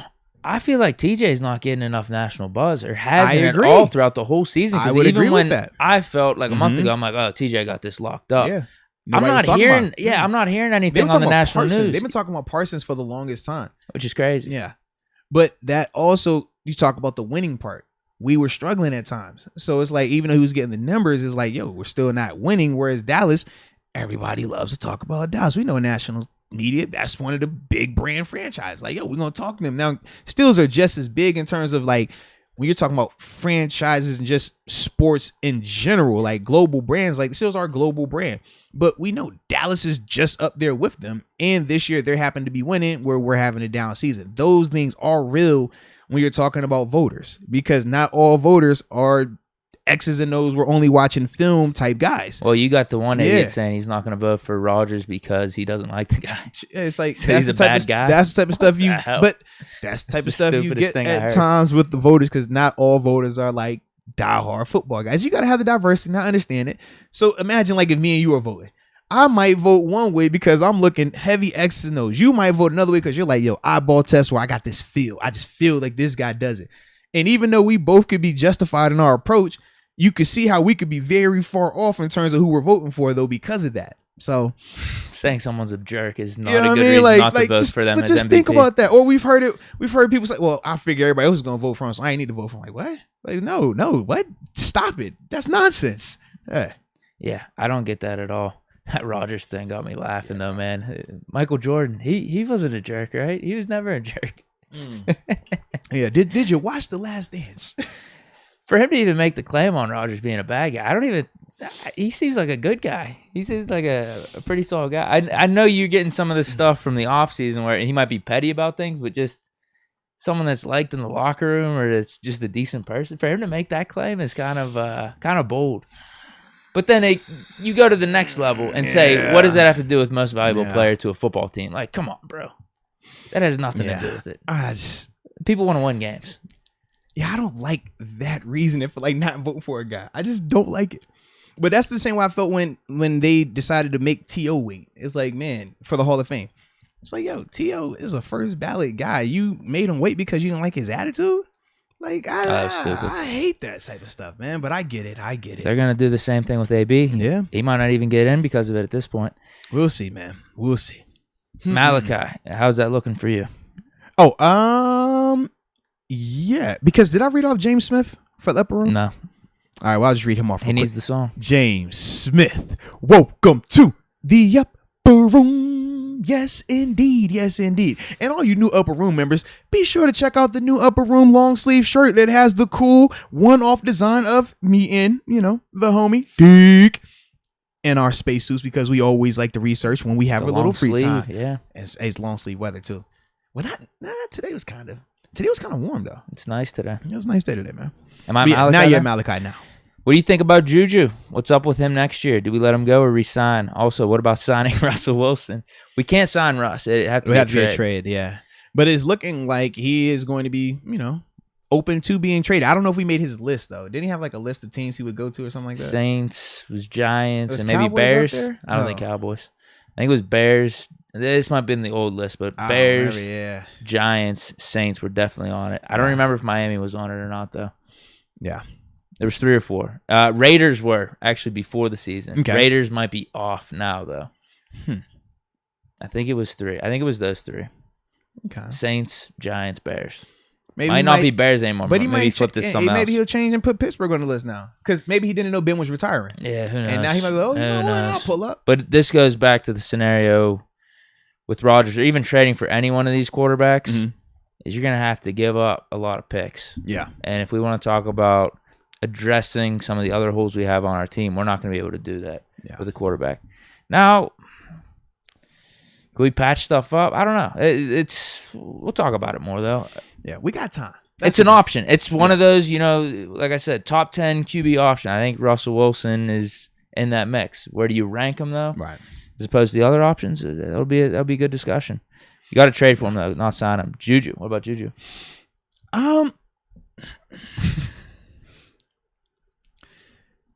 That becomes very interesting with no Ben.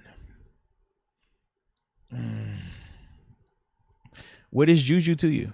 I'd still like him back. But what is he to you? 5-6 million. Just your slot guy? Yeah.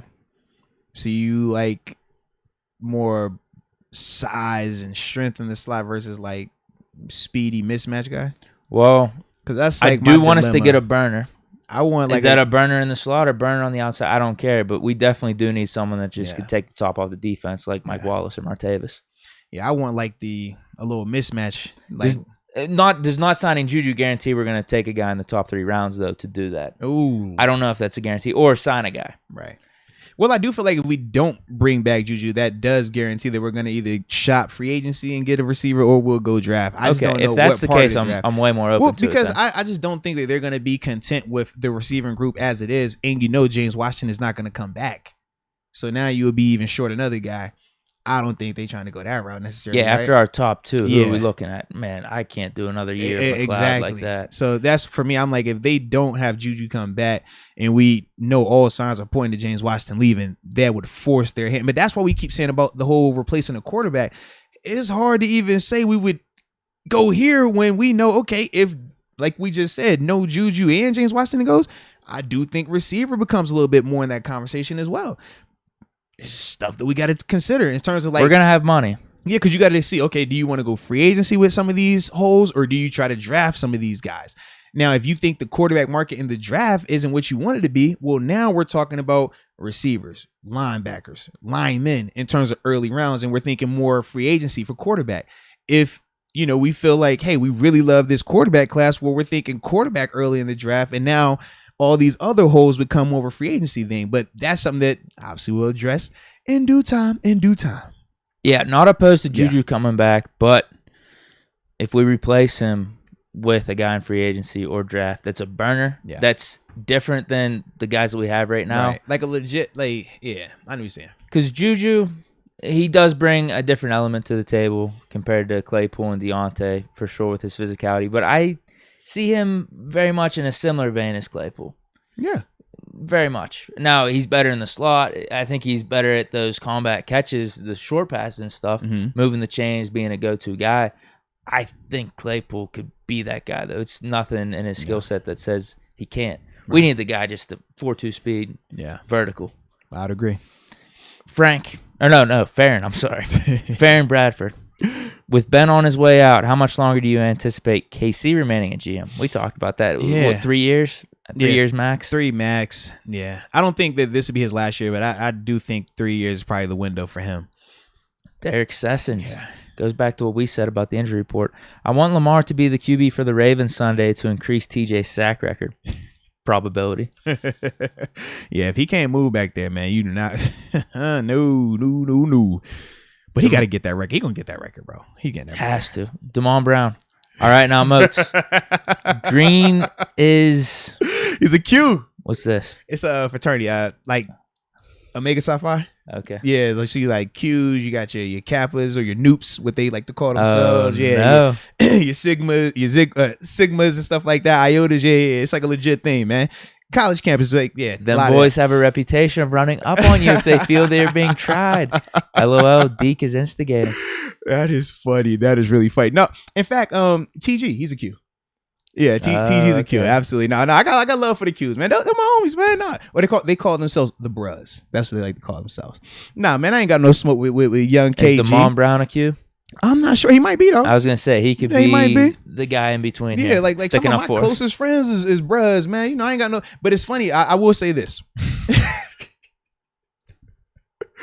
I remember when I first got to college, though.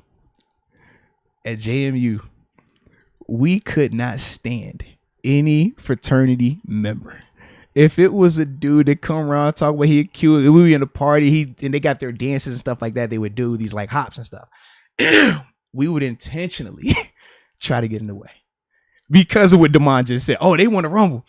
And a lot of us, when we're 18, 19, we come from different upbringings and backgrounds where we, not the most polished or make the best decisions.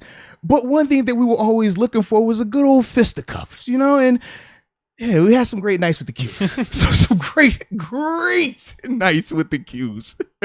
And then it had to stop when some of our friends became Qs and they were like, yo, y'all got to chill. All right. We here now. Y'all can't keep doing this to these guys. Like, dang. All right. I guess so. Yes. This was some great nights. All right. Some great nights. But no issues with kids. You agree. I ain't got no problem with that young dude, man. He's part of the team, man. Love for that boy. We just prefer JC at center. That's all. It's you're right. It's nothing personal. It's nothing personal. It's just it's not at all. We like how this guy's playing because we've seen a larger sample size from the other guy who's been struggling. It's that simple, man. Yeah, it ain't that deep. We're talking sports not at here. all, man. I'm done fighting, man. My fighting days is gone. My whole chat jumped. So you're good, man. I'm at the only Glenn. Yep, that's where you're at. Nice. Yep. Okay, so he says, should the Steelers give Haskins a realistic chance versus drafting a new QB this year? I'm good with that. Yeah, if you're gonna go kind of like the rebuild route, just go with Haskins. Well, I mean, even Ben, his comments today, right? He said he would like to see Mason potentially get that opportunity. So either if we're going full rebuild, I would much rather give one of those two guys the opportunity while getting these other pieces around. And if it doesn't work out for them, great, because we can always go to the draft that following year while we already have a lot more pieces in place. And who knows what the QB market's like in that maybe free it's agency. a lot better. Absolutely. So that's kind of what I'm thinking as well. But it's still premature right now because we don't know the rest of the stuff just yet. Like if we're able to maneuver our cap in some magical way, which happens we could how many build times, our right? team, and then our draft picks could be a little bit more expendable. We could make trades. Then okay, those are like actual options. We don't have to look at our young QBs on the roster because I still want to contend next year if there's a chance for that. I don't want to just write the season off completely. It's all going to depend though. It's all going to depend on how things are looking these first couple months. Yeah. Q. Random thought. It's going to be weird to call Heinz Field by a different name after this season. Whoa. No, you ain't heard that either? Yeah, so Heinz, this technically last year was supposed to be the last year for it to be called Heinz because their dealership, their agreement or whatever, they didn't renew it. So technically, we're all trying to figure out like what it was going to be called. It kind of got put under like the hush once the season started. Yeah, but that has been something that I've seen as well, man. That's so stupid. Yeah, I've definitely seen that. What other place was like that recently? Oh, it's a couple of spots that do. I know Buffalo, they switched their name like multiple times down the past year to 2 years. Ralph Wilson Field? Yeah, it was Ralph Wilson. No, it went Ralph Wilson. Then it was. But it was always that. Yeah, but then it was. I want to say they called it Highmark for like a little time in between. Then it went New Era. Or it was New Era Highmark, and it went. I gotta check. Yeah, because it's been like 2 different names within the past year, 2 years. Yeah. Man, that's just not right. It happens though, bro. That is not Who right. else? It was another spot that changed their name too. Oh man, it happened with us early in Console Energy Center, and then moved it to PPG. I'm good with PPG now though. That was so it early. felt weird though first though. It did. It did. But Heinz, man, that's Heinz Field. That's like changing PNC Park. You can't do that. You cannot, because they actually got built around the same time. Oh, they said Denver. That's what it was. It was Mile High. Then it was Sports Authority. Now it's, I guess, another one. They said Empower or whatever. Yeah, this is getting stupid with these name changes. Absolutely. What's Heinz doing? Just keep it. Wow, I don't get that. Whatever. And they're saying the Staples Center is changing next. Oh yeah, you're right. Because it's the crypto one. Yeah. Alan T. Matt Ryan would be a great replacement at QB. I disagree. That you could get at a very good price. Like the other guy said, sign Minka and get the O-line straight, and we're in good shape. Also, what happened to Ebron? Ebron's hurt. Yeah. Ebron's been on IR. What was that? was that Lions game? Oof. Because he scored and he got hurt when he scored. It was middle of the season for sure. It was around that time frame when he got hurt. I do feel like we kind of miss Ebron a little bit. To an extent, yeah. I really do think that. Yeah. Because he could give us something as the third or fourth option at least. Yeah, I would agree. He just got to catch the ball, which he was doing before he got hurt. That's why the beard was there. It was looking good. But I'll say about Matt Ryan, I like what your thought process is in terms of veteran quarterback. I just personally, I don't know. I feel like with Matt Ryan, he's who he is, right? And not in a negative sense, but I just feel like I don't like when we say limited, because limited always has that negative connotation, but he's higher than limited. Right. He was always a top 10 guy throughout his career. But what I'm saying, like right now, I just don't feel like he could give us the push to get over it, right? Whereas like a guy like Russ, I think he's more dynamic. I think he has more big play capabilities and more ability to improvise if something doesn't go right. Whereas with Matt Ryan, at this stage, he's not giving you that. He can't improvise. You know, it's never been a strong suit for him like that. So that's why for me, I'm just like, at this stage, I feel like he's limited. Like he can still make the throws he needs to make. I mean, you watch him at times, he makes some good throws. He looks good at times, but he can't move the way you need him to move. You know, I would just rather go with Haskins then. Mm-hmm. Now, I keep saying Haskins because I'd much rather go with Haskins over Rudolph. There was someone in the comments that said, I'm team anybody but Haskins or anybody but Rudolph next year. That's kind of how I feel. Yeah. He might get a shot just by default, but man, yeah, Haskins got that upside. I'd rather go with him. Litzberg 7. Do the Browns force Baker out? Does he come to Pitt? Man, why are people bringing this up? Well, because people feel like they would rather have Baker than Mason. That's the. I wouldn't even go that far. So you would rather have Mason than Baker? Yeah, I wouldn't. I would much rather have Baker. Baker has shown he could start in this league and win games in this league. I don't know what y'all. Well, I'd rather go Haskins than Baker. No, I still would rather go Baker over Haskins right now also, because Baker has proved that he can win in this league. He's proven that. He's made throws. I just think that you have to understand that Baker isn't elite top 5 quarterback, and if you try to call plays and scheme for that, you're going to fall flat on your face. But if you have the right pieces around him, I think that he can definitely get the job done, honestly. But you got to have the pieces around. You watch Cleveland. When Cleveland plays the right way, he gets the job done. You make that face, they won games in the playoffs last year. You make that face, they still were on the heels of going into the playoffs this year. Think about it, bro. But I get it. It's more, yeah. It's cool. No, I just think you're capped. You're just really capped as a franchise then. Bro, you're saying that you would take Mason right now over Baker Mayfield. Just think about what you're saying. I think at least. No, you just said you would take Mason Rudolph over Baker Mayfield today. Here's what I will say. Crazy to me. No. Who's the better quarterback right now? You just said you would take Baker Mason. has proven more. No. Mason at least shows a little bit sliver of upside. That I think Baker's done. Baker's capped out. How you figure that? Where'd you get this upside? There's more upside than Baker? Just a little sliver. Bro, could we see a little bit more from him? That's all. God, you are on your own with that one. Just a little I already know what Baker is. I think we already bro. The whole verdict is out. Mason, you think Mason has more upside than Baker Mayfield? Sliver. Like I thought your Ben takes were crazy. Oh man, this might take the cake, bro.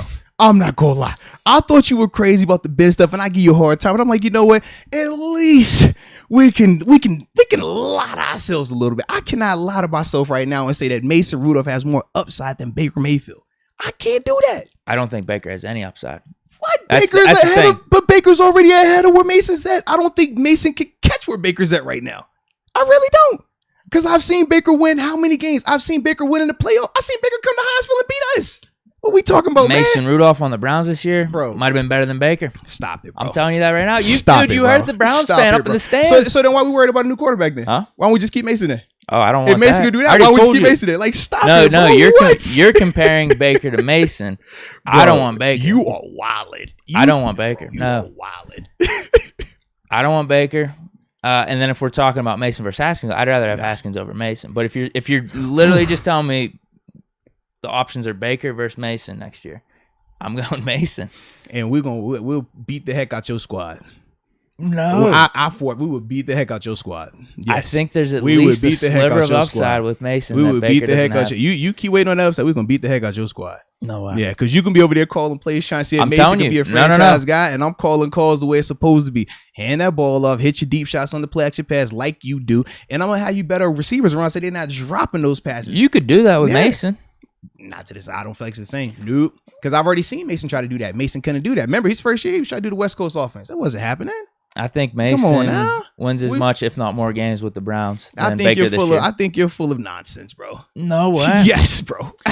Like, there's a lot of stuff I go with you. I cannot go with you on this, bro. So essentially, you're telling me that Duck Hodges is better than Baker as well? No, because Duck proved that he was better than Mason. We saw that. I disagree with that. The steam ran out with Duck. That was the problem. Because we saw the Jets game with Mason. We even saw the Browns game last year with Mason. He has more upside than Duck. Fair enough. He has the arm talent over Duck. Fair enough. You get what I'm saying? We talked about the Hundley stuff. Duck had a feel, but it started to peter out a little bit. That's why he's not in the league anymore. Fair enough. The people want us to poll up. Hold up. Yeah, this is a good what are question. People saying? I hope I'm off. Maybe I want to be completely off my rock. Can I unsub to Deke, but keep following Art? All right, people are with you. Deke, stop the madness. Mason garbage, Duck over Mason. It's Deke's mustache. Do you want me to put Baker, Mason, and Duck in there, or just Mason versus Duck? I mean, Mason versus Baker. Mason versus Baker's fine. Okay. No. Don't phrase. Hold on. No. Don't phrase it as in. You tell me how you want me to phrase it. Who's the better quarterback? Because I just said, which QB would you take? No, next year for the Steelers. Next year for the Steelers, because that's which QB would you take?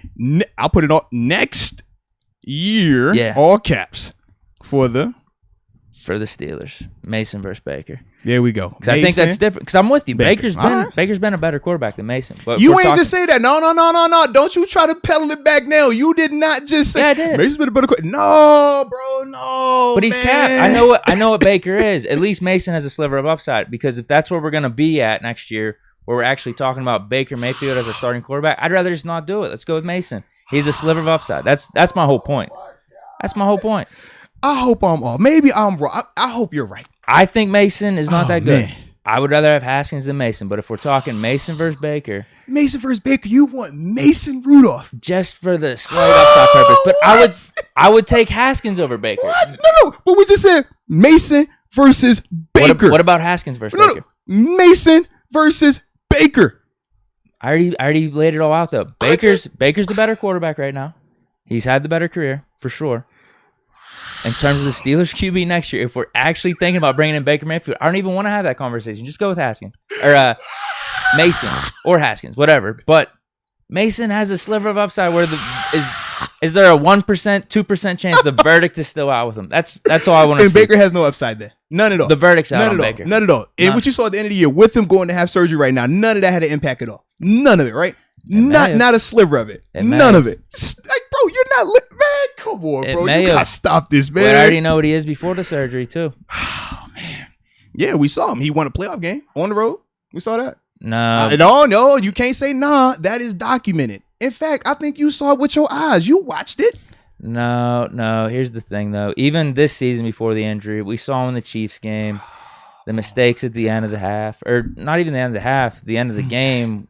You compare him to like a franchise QB. I just don't want him. Okay. I wouldn't want him. Like if you're talking Kirk Cousins, even too, I don't want Kirk Cousins. It's not a specific Baker thing. Maybe it is a little bit because he's a Browns guy. I don't want Kirk Cousins. I don't want Matt Ryan. So you would just rather have Mason Rudolph as your quarterback instead of Kirk Cousins? Is what you're telling me? I would. Yeah, next year. I would next year. Yeah, because we're not going anywhere with Kirk Cousins anyway. I guarantee we go a lot further with Kirk than we would with Mason. Kirk done led his team to the playoffs. He's done that before. Dude, he hasn't. He's done that before. He's done that before. Mason has not. He's done that before. Bro, he hasn't done better than 9-7 though in his career. Bro, has Mason got that before? Dude, but that's what I'm talking about. Mason, at least there's a sliver of upside still. What's that's the all. Sliver of upside? The upside is just what you haven't seen him go out here and play 17 games. That's it. Is that right? So? It's that's not really upside. It's just optimism. It's just I don't know. That's not upside though. I don't know. And upside are different. Upside is I can point to he has a strong arm. He's accurate. He hits these throws and these throws and these throws. And I think with the larger sample size, he can grow into this. We can't say that about Mason right now. All we can say is, we haven't seen him completely bomb. You know, he ain't look terrible, but he ain't look good either. He looked terrible. I've seen enough flashes though, to where there is that sliver of optimism. You've seen more slivers of optimism from Mason in anything that he's done in his NFL career. Whereas with Baker, we can point to numerous times where Baker has shown. Baker has had 300-400 passing yard game. We don't have that from Mason. Think about that.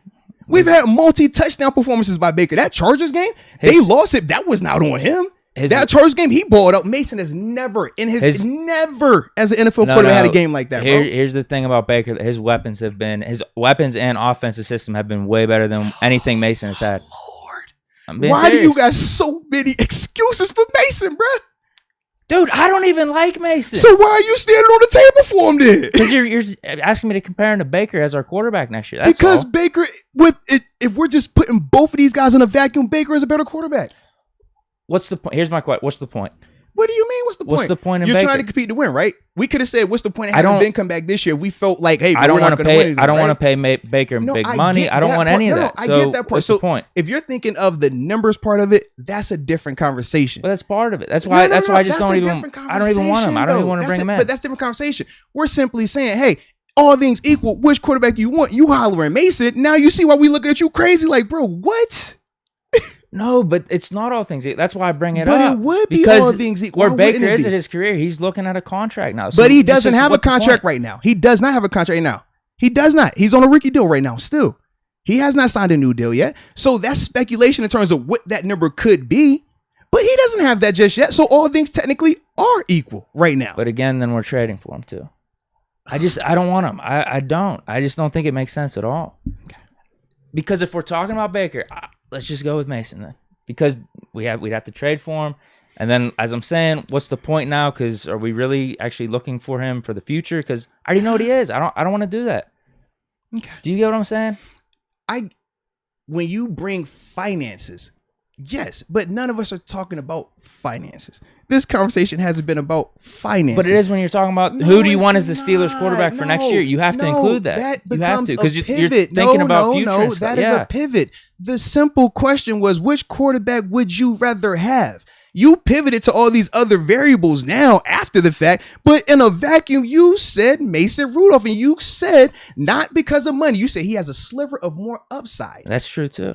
But you're preaching about money as your real reason. If it's money, no, those I'm 100% these are all the reasons. These are all the reasons, because we're talking about who do you want as the Steelers quarterback, and I've already mentioned for next year. Next year, I don't think either one of these guys are a long-term answer. But if we're talking in a vacuum for next year, give me Baker. If it's just next year, 1 year, give me Baker. If we just that, because I don't want either one of those guys past next year personally. Unless they come out here and show something different. I don't want either one past that. But that's what I'm saying. What's the point? Because we'd have to trade for Baker. We'd have to pay him more. I don't want that. Bro, all we simply said was no different. We talk about, would you rather have Russell Wilson? Yes, we want Russell Wilson. Yes. We're not getting into the details that we just simply said, would you rather have him? What you're saying about Baker would be the equivalent of you saying, man, I'd rather have Haskins over Wilson. I think Haskins give us more upside. You're like, what? What? How? Now, if you say, I think Haskins because the money-wise, we don't have to trade for him, we have to give up that. Hey, 100%, yes. But not because he got more upside. And that was what your argument was at the beginning of this conversation, bro. I never said it was much. I said 1 or 2%. Right, but the fact that you simply said that it's above him, I'm like, bro, how? I just don't get it. Because the verdict's out on Baker for me. I've seen enough with him. He's not a franchise guy. Mason, people could say the verdict's out on him too. I'm basically there. I just think it's 1% or 2% higher than Baker, and we wouldn't have to make any trades. We wouldn't have to pay him as much money if we kept Mason here. That's all. You get what I mean? The money part, yes. But you keep ending it with the money part. That's not how this conversation started. That's all I'm saying. You've pivoted over there because no, that was part of my thought process, though. Because we're talking about the Steelers quarterback next year. But remember, you said your thought process. You didn't verbally communicate. I can't read your mind, baby. You know what I mean? So it's like if you would have said, hey, it's the upside and the money. Well, that's different. We got here, though. I mean, but we got here because I kept hearing you say upside. That's all. The poll is about that. You know what I mean? It's not about the money. It's not about, oh, man, who's the long-term answer? Nah, that wasn't the conversation. We were just simply saying in a vacuum, which quarterback would you rather have? And your answer was Mason because he has a sliver of more upside. And that's where you left it. And that's where you left it. You did the Steelers quarterback next season. And that's when you said period. That's when you left it at. You didn't bring up any of this other stuff until we started to break down That statement right there. That's all I'm saying. Well, I'm glad we got to it because, I mean, that's all part of being the Steelers quarterback next season. No, I agree. All of that does go into it. But in a vacuum, we're just simply over here asking, hey, what about Aaron Rodgers? What about this guy? What about that guy? I'm being it's a straight big up. difference. That's all I'm saying, I'm being man. straight up, too, though. Like, I stand by what I said. I do think Mason has a sliver of upside over Baker. So, like, that's there, too. I mean, even if everything was equal, I don't really care. I just really wouldn't. Well, that is the beauty of life. Because I really do think if Mason was in Baker's situation, he's doing just as fine, if not better. Yeah, we don't always have to agree. You know, it's fine. What's the vote saying? How we looking? I don't know. You tell me what it look like, man. It's not bad. 62 Baker, 38 Mason. So you seeking comfort? It's not bad. What? It's not bad. So you're seeking comfort? That's a loss. What are you talking about? That's an L. Well, that's I think 63% of people are wrong. That's an L. So that's still an L. No, that's not even 40%. That's an L. No, I'll take it because there's a lot of people that were ripping on me in the comments. So I'll actually take the 38%. I ain't even checked the comments, man. I left it alone. No, they were saying what they say about you, man. I was so like when you said the Mason, I'm like, bro, what? And I don't even like Baker like that. You know this. But I'm over here like, bro, are you for like it just killed me, man. No, but here's what people are saying too. Yeah, what they get on you? Deke can't go from Ben to Mason. That's an insult to Ben. I agree. I don't want Mason. I mean, if you're telling me Mason versus Haskins, I definitely would want Haskins. I don't want to go into next season with Mason. But people brought up Baker. So that's a whole different conversation. Oh man. Looks like we got some supers that Mason has no swag. F Mason. Yeah, people don't like Mason. Dang, I always gonna be F Mason. Well, we there, Lord. Dang. How we get to F? We F and Mason? Is that's their sentiment? I ain't say all that now. I'm just simply saying I don't like him over Baker Mayfield. I don't know. I like him personally. He's a cool cat, man. Yeah. I mean, at least 64. I actually think that's a combo. I mean, we kind of had it right here. That's almost like just me. My buddies were watching a game on TV, drunk, Baker Mason. Like I think that's actually a good combo. No, for a fact it was. I'm glad we had it. I feel like I was talking to my homie. Like I'm actually gonna I'm gonna probably bring it up to my friends and say like, what do you think, Baker combo, Mason? Yeah, that's definitely a legit combo, man. All right, what do we got for the supers? All right, last one I see is Litzberg. Let me know where you're at though. Litzberg? Yeah, Litzberg 7. No, I got Q. All right, perfect. Let me see. Where is Q? Oh, that's this is a disaster take by Deke. Deke unfollowed by my washed up drunk ass. Deke past Mars. Deke on one. I told you, people really don't like Mason. Yo. I'm not the biggest fan either, but you know what? I couldn't tell. I thought he was your new number 7. I'm not gonna lie, bro. No, bro. I'm not gonna lie. I thought he was becoming your new Ben. I was getting concerned. All right, I was really concerned. Some people said I'm too sober, actually. White Claw Deke.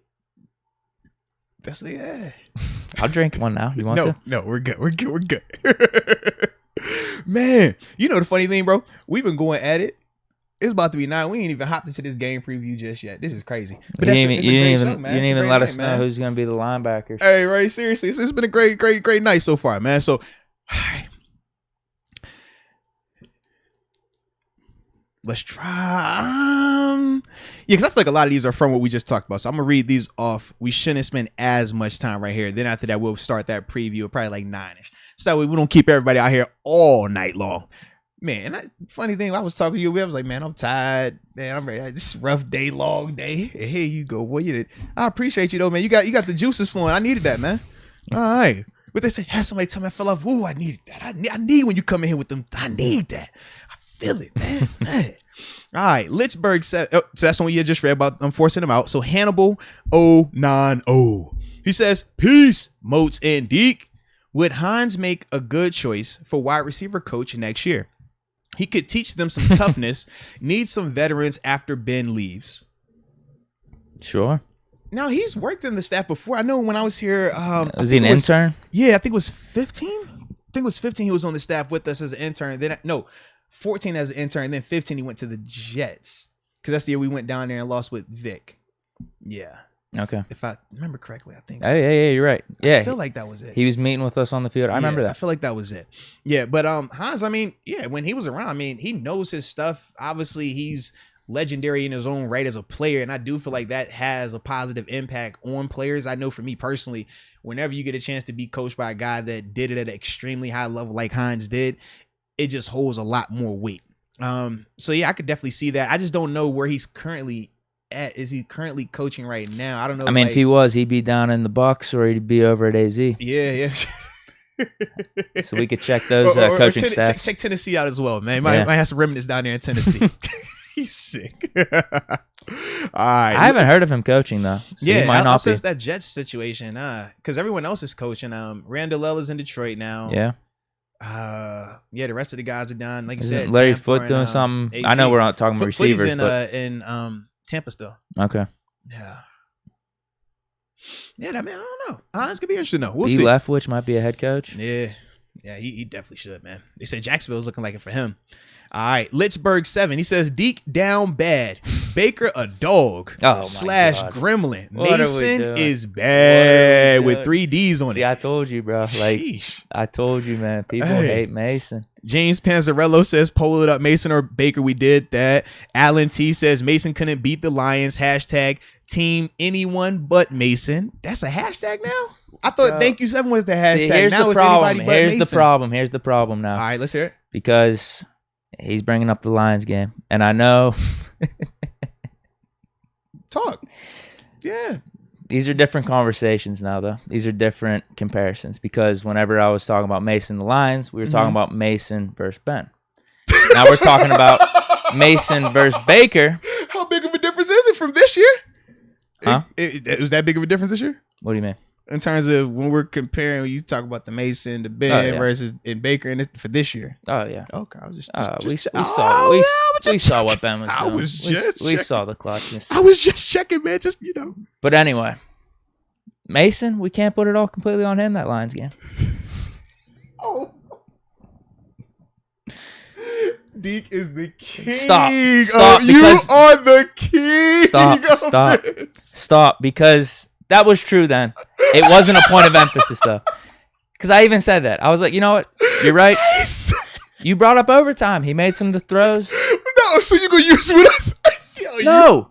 Here was my point in that Lions game. I said if Ben is in there, we win in regulation.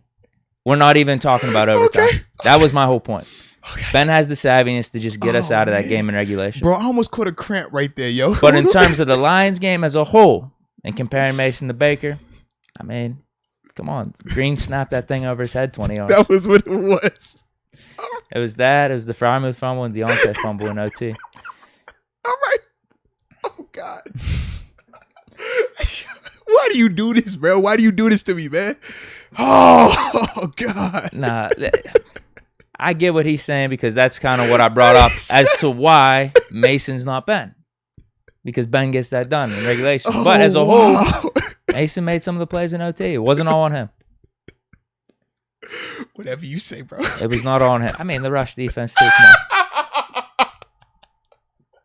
Yo, you have a problem, man. You have a problem. I love it. I can't believe this Baker talk, though.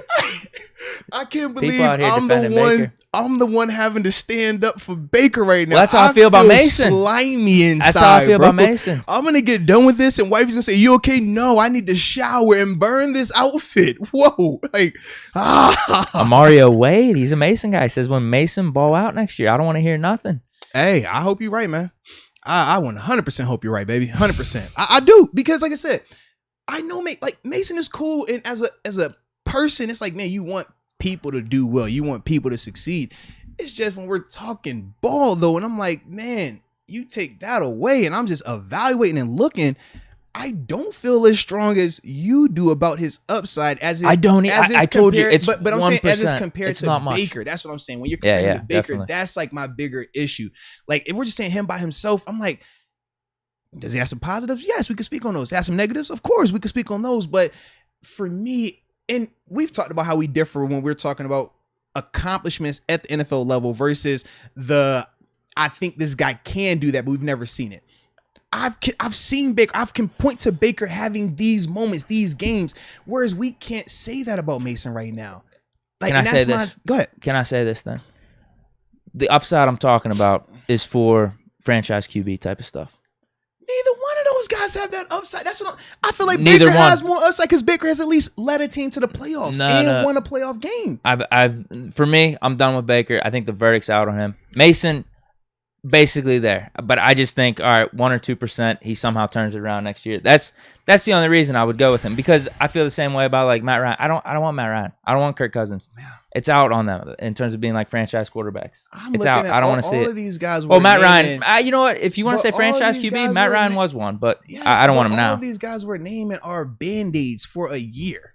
That's the part. I think we misunderstand at times what we're talking. Like, I feel like you still look at these guys as a longer answer when we're talking about them, and that's why you're like, heck no. I just want Haskins then. But I don't look at it like that. I'm just like, I'm not a just see it guy though. I feel like if you got these pieces in place that are already here, why can't you just say, well, you know what? The quarterback this year wasn't anything crazy. What if this guy can give you a little bit more? Could that be the difference? They're sitting at 8 wins right now, maybe 9 if they win this weekend, could even go to the playoffs with it as it currently is. I think, if you upgrade that a little bit, maybe it makes it even better. Maybe it's even more real. You feel like we Super Bowl contenders as we are right now. I feel like, man, you upgrade a couple positions, even this quarterback spot. Now you might be really talking about it. And with these guys we name, and I'm like, it's a downgrade no matter what we do, but we'll try to make the most of it. I was trying to see if you was gonna let me slide that in. And you heard me. You ever say, yo, you upgrade this quarterback. Upgrade the quarterback. We'll make the most of it. We'll try. You heard Merrill Hodge. You feel bad whoever's coming in because you're trying to replace a legend here. You're right. Well, they haven't heard that just yet. Yeah. Oh, yeah. In due time. Yeah. Y'all catch that joke in a little while. Merrill Hodge, good interview. Yes. I'm at Q still. All right, you're good. I'm right ahead of you. Kaza says from 410-443. 410 is that? I think that's Baltimore if I remember. And then the 443. Gosh. I don't know. I'm drawing a blank. But he says, we smoking that Allen Poe pack this week. Steelers Nation. Fat those on us. That Ravens pack we referring to. All right. Says, we need a dominant win by you guys. Y'all seen Tyree Jackson cutting up? I don't know. I ain't see that. You seen anything? No. I did not. I might have missed it. But I'll check it out, though. Definitely will. But I'm with you on that Allen pack. That Allen Poe pack. That Allen Poe pack. Let's get it, man. All right. Now you said you're at Q, right? Oh, really? Yeah. Okay. I'm good. See, now if we said Derek Carr, this is what he says. He says Derek Carr is the way. That's a different conversation, though. I would take Derek Carr over Mason because actually I would take Derek Carr overall. Like, he has upside. I would agree. He is upside, but in terms of proven stuff too, it's all there. Mm-hmm. But with him, the conversation does become more with the money because that with him, he's a cheap contract right now. Right now, yeah, but it's gonna cost. We'd have to trade for him, and then if you bring him in, I'm assuming you're gonna try to sign him long term. Mm-hmm. So yeah, there is different variables there too. Yeah. All right. Caleb Cole says Baker would have been on IR 6 weeks behind our offensive line. There you go. Yeah, I will say your boy is the toughest quarterback that's out though, bro. I guess you could have said that about Mason too. They did show those wheels, huh? Hey man, lowered the shoulder too. That number 2, that Michael Vick legacy was rubbing off on him. That what it is. Yeah, Lions game, man. Yeah, he did it in garbage time against the Chiefs. That doesn't count. We got a chance. We got 2 supers left. Okay, and then we could go to this game. Damon Brown, give me Steve Young now over Mason. Whoa. They really don't like Mason. I told you, dude. I don't be feeling like that. Like what? No, trust me. Like that's like a thing. Oh yeah. I gotta. People hate Mason. I want to tap back into my soul, like heavy, so I can get those vibes like that. But no, I don't, you're not gonna hear it on social. I mean, if you're just talking to people though, like that's the thing. Mason, they're done. Everyone's done. Everyone's done with Mason. I don't feel that strongly about him. I just don't. I wouldn't rather have him over Baker. That's my thing. I don't feel that strong about him though. Yeah. Black and Martyr. Didn't realize there was a show tonight. Almost missed it. Just chipping in. Hope all is well. Hashtag here we go. I mean, we definitely appreciate you, Black and Martyr. In fact, man, we've been, having a. This has been First Take. It has been. We've been hollering about everything but the game preview. In fact, that is about to start. But first, I got to shout out Cat Blade 9000 because, Cat just wanted to show some love. So we appreciate your love and support. And Jacob Winter just joined the upper room. So Jacob, welcome to the upper room. Yes, indeed. But Deke, as I told you earlier, right, when I said I could, think about another career where I would be using a lawnmower 4.0 to trim you or whatever, Just figured I should let them know right now that today's episode is brought to you by Manscaped, the leaders in below the waistline grooming. As you've heard us say on numerous occasions, when I was talking with Deke earlier about that Lawnmower 4.0, it can clean you up real nice. It keeps the hedges trimmed low, keeps the grass nice and neat, you know, like we talked about. When people want to view your yard, you want your lawn to look good, okay? You don't want no weeds. You don't want no bushes. Lawnmower 4.0, make sure you turn that light on too. Low and slow is the way to go. But more importantly, man, definitely check them out. And as we always tell you, we don't talk about people unless we get promo codes. And we happen to have a promo code, and that promo code is Moats. You use that promo code, you get your 20% off along with free shipping worldwide at manscaped.com. So stop wasting time. Make sure you hit them. Use the promo code. Your delicate twins will definitely thank you. All right. A shout out to Catblade 9000 for the support. Oh, good call. Good call. Yes, indeed. How about this one? Uh-oh. Toy Anvil of Crom says, I wouldn't mind Dalton for a year. Mason or Dalton? I don't have an issue with Dalton. No. Dalton's a good quarterback, bro. This is your, like, you and a lot of fans, this is your biggest issue. Y'all get enamored with if a guy's not a franchise quarterback, y'all think you'd never want him. He can't play. Yeah, pretty much. The realism is not, like, you saw it take franchise quarterbacks. It's 5 of them, 7 of them tops every year. And a lot of them are repeat guys. It's not a lot of new guys that hop into that thing. So this, oh man, if it's not a franchise guy, it's like, if that's the case, you're never going to have a legitimate quarterback. If you go with that mindset every single time, it's just not how it works, bro. I'll say that it probably expands to around 10 or 11. No, I think 7, like legit 7, and I think it starts getting janky. No, what I mean is, like, I think you could throw like Dak Prescott in there. Like, you heard me say it starts Murray. getting janky. That's the janky part. It starts getting janky there. Yeah, but it starts getting real janky when you're start good with those having guys that guy long term on your team. Though, long term, yes, but do you feel like, man, I gotta have a game? I want Dak Prescott. No, so that does not scream franchise quarterback to me. When I think gotta have it games, you said guys, right? We talked about Ben and his career throughout. We talked about Brady throughout his career. You talked about Mahomes, Breeze. Those are gotta have it in the moment. We're not questioning it. We're taking those guys. Those are franchise quarterbacks. When you talk Dak, when you start talking Kyler Murray, those are fringe guys that they might tap into it. But right now, they're still making their case for that. We haven't seen any of them do what you call the big winning. Right. None of those guys have done that. Well, that's what I'm talking about. Even new era though. We're in a different spot where it's like we're gonna see dudes step up. But like, I feel like Joe Burrow. To me, I've seen enough that I feel like Joe Burrow's a franchise guy. Herbert, I think Herbert's going to be that guy. So I just think with him, he's got a doubt. But I really do think it's fair. Mm-hmm. Let's say going into next season. I mean, I'm going to have my 4 guys. It's going to be Russ. It's going to be Rodgers, Brady, Mahomes. Probably in my like upper tier. Yeah. Right? But then you go your fringe guys. I would include fringe guys as franchise. I guess there's tiers for franchise guys. We'll put it to you that way. See, I don't have a tier for a friend. I feel like if you're a franchise guy, you're a friend. Because Dak, 10 years, you want that because you at least have that chance. He's gonna show up in big moments. What did we remember? What I said when I talked to you about? I said franchise wide receiver versus wide receiver 1, franchise QB versus QB 1. Dak is QB 1. You won it for 10 years. He can win you games. To me, he's not franchise quarterback. You don't think he could ever win a Super Bowl though? I think he could. No, that's what you're hoping on. Super Bowl. Garoppolo could have won a Super Bowl. Like that's like, to me, that I don't feel that's the same. Like when I think of, okay, what Mahomes can do in a game, if everything is going bad, can he win it by himself? Yes, Patrick Mahomes can. Can Jimmy Garoppolo win a game, a big game like that by himself versus a real quarterback, a real defense? Nah, I don't believe it. Can Dak? I don't believe it. You don't think Dak's shown at least more than Jimmy G though? I think he has. He definitely has. But what I'm saying is this. Neither one of those guys are in a conversation where I'm like, man, gotta have it. No, life on the line, one game. That's so. If you're not that's not franchise quarterback to me. But I think there's a tier between those guys where in my opinion, the verdict's still out on them than Baker, Cousins, Jimmy G. I just don't want to deal with those guys. With that. I just don't like fringe guys being in franchise conversation because a franchise guy is. What do you say? Fringe reproach. franchise. You want to say that? QB1. That's what I call them. Until you cross into that franchise, like your QB1, it's kind of like the Hall of Fame. We could talk about guys who Hines Ward, right? Historically, hey, you're close. We're not going to just say he's a Hall of Famer because he keeps getting close. Oh, he's a fringe Hall of Famer. No, we're going to say, yo, you're not in the Hall.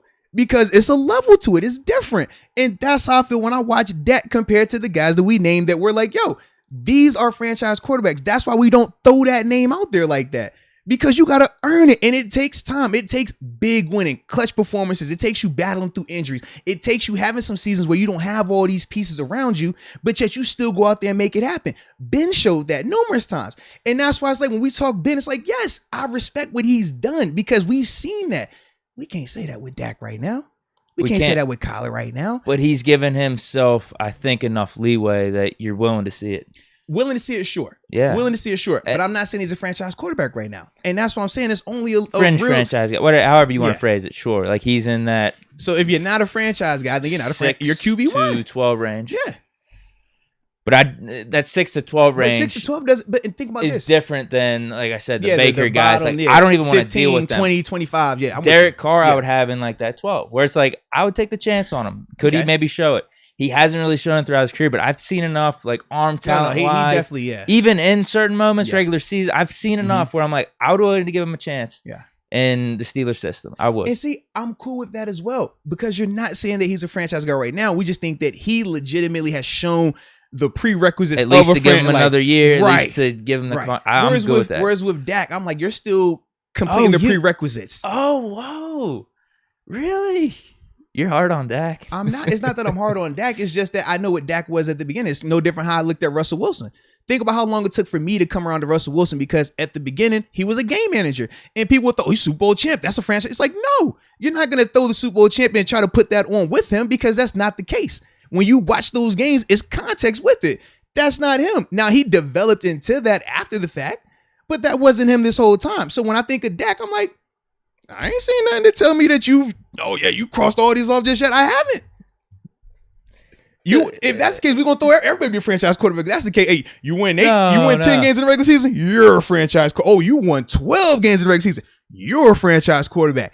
I'm not doing that. I'm not. I think the Cowboys were justified in giving him the contract at the end of the day. Justified 100%. That's what I mean. He is QB1. Like, you want him at QB1 if you don't have a franchise guy. That's what I'm saying. Whereas, like, think about 2 years ago when the conversation was, would you rather have Dak, Baker, or Carson Wentz? I was the guy saying, man, yeah, I like Dak in this situation. Carson ain't looking bad now, though. He's not, but for me, I'm still not a Carson guy. I'm not, because I think he's still checking off his prerequisites. Right. Yeah. So, like, that's how I look at it. But I don't think any of those guys have proven that they're franchise quarterbacks in terms of, man, I feel like it don't matter who I put out there, he can get the job done.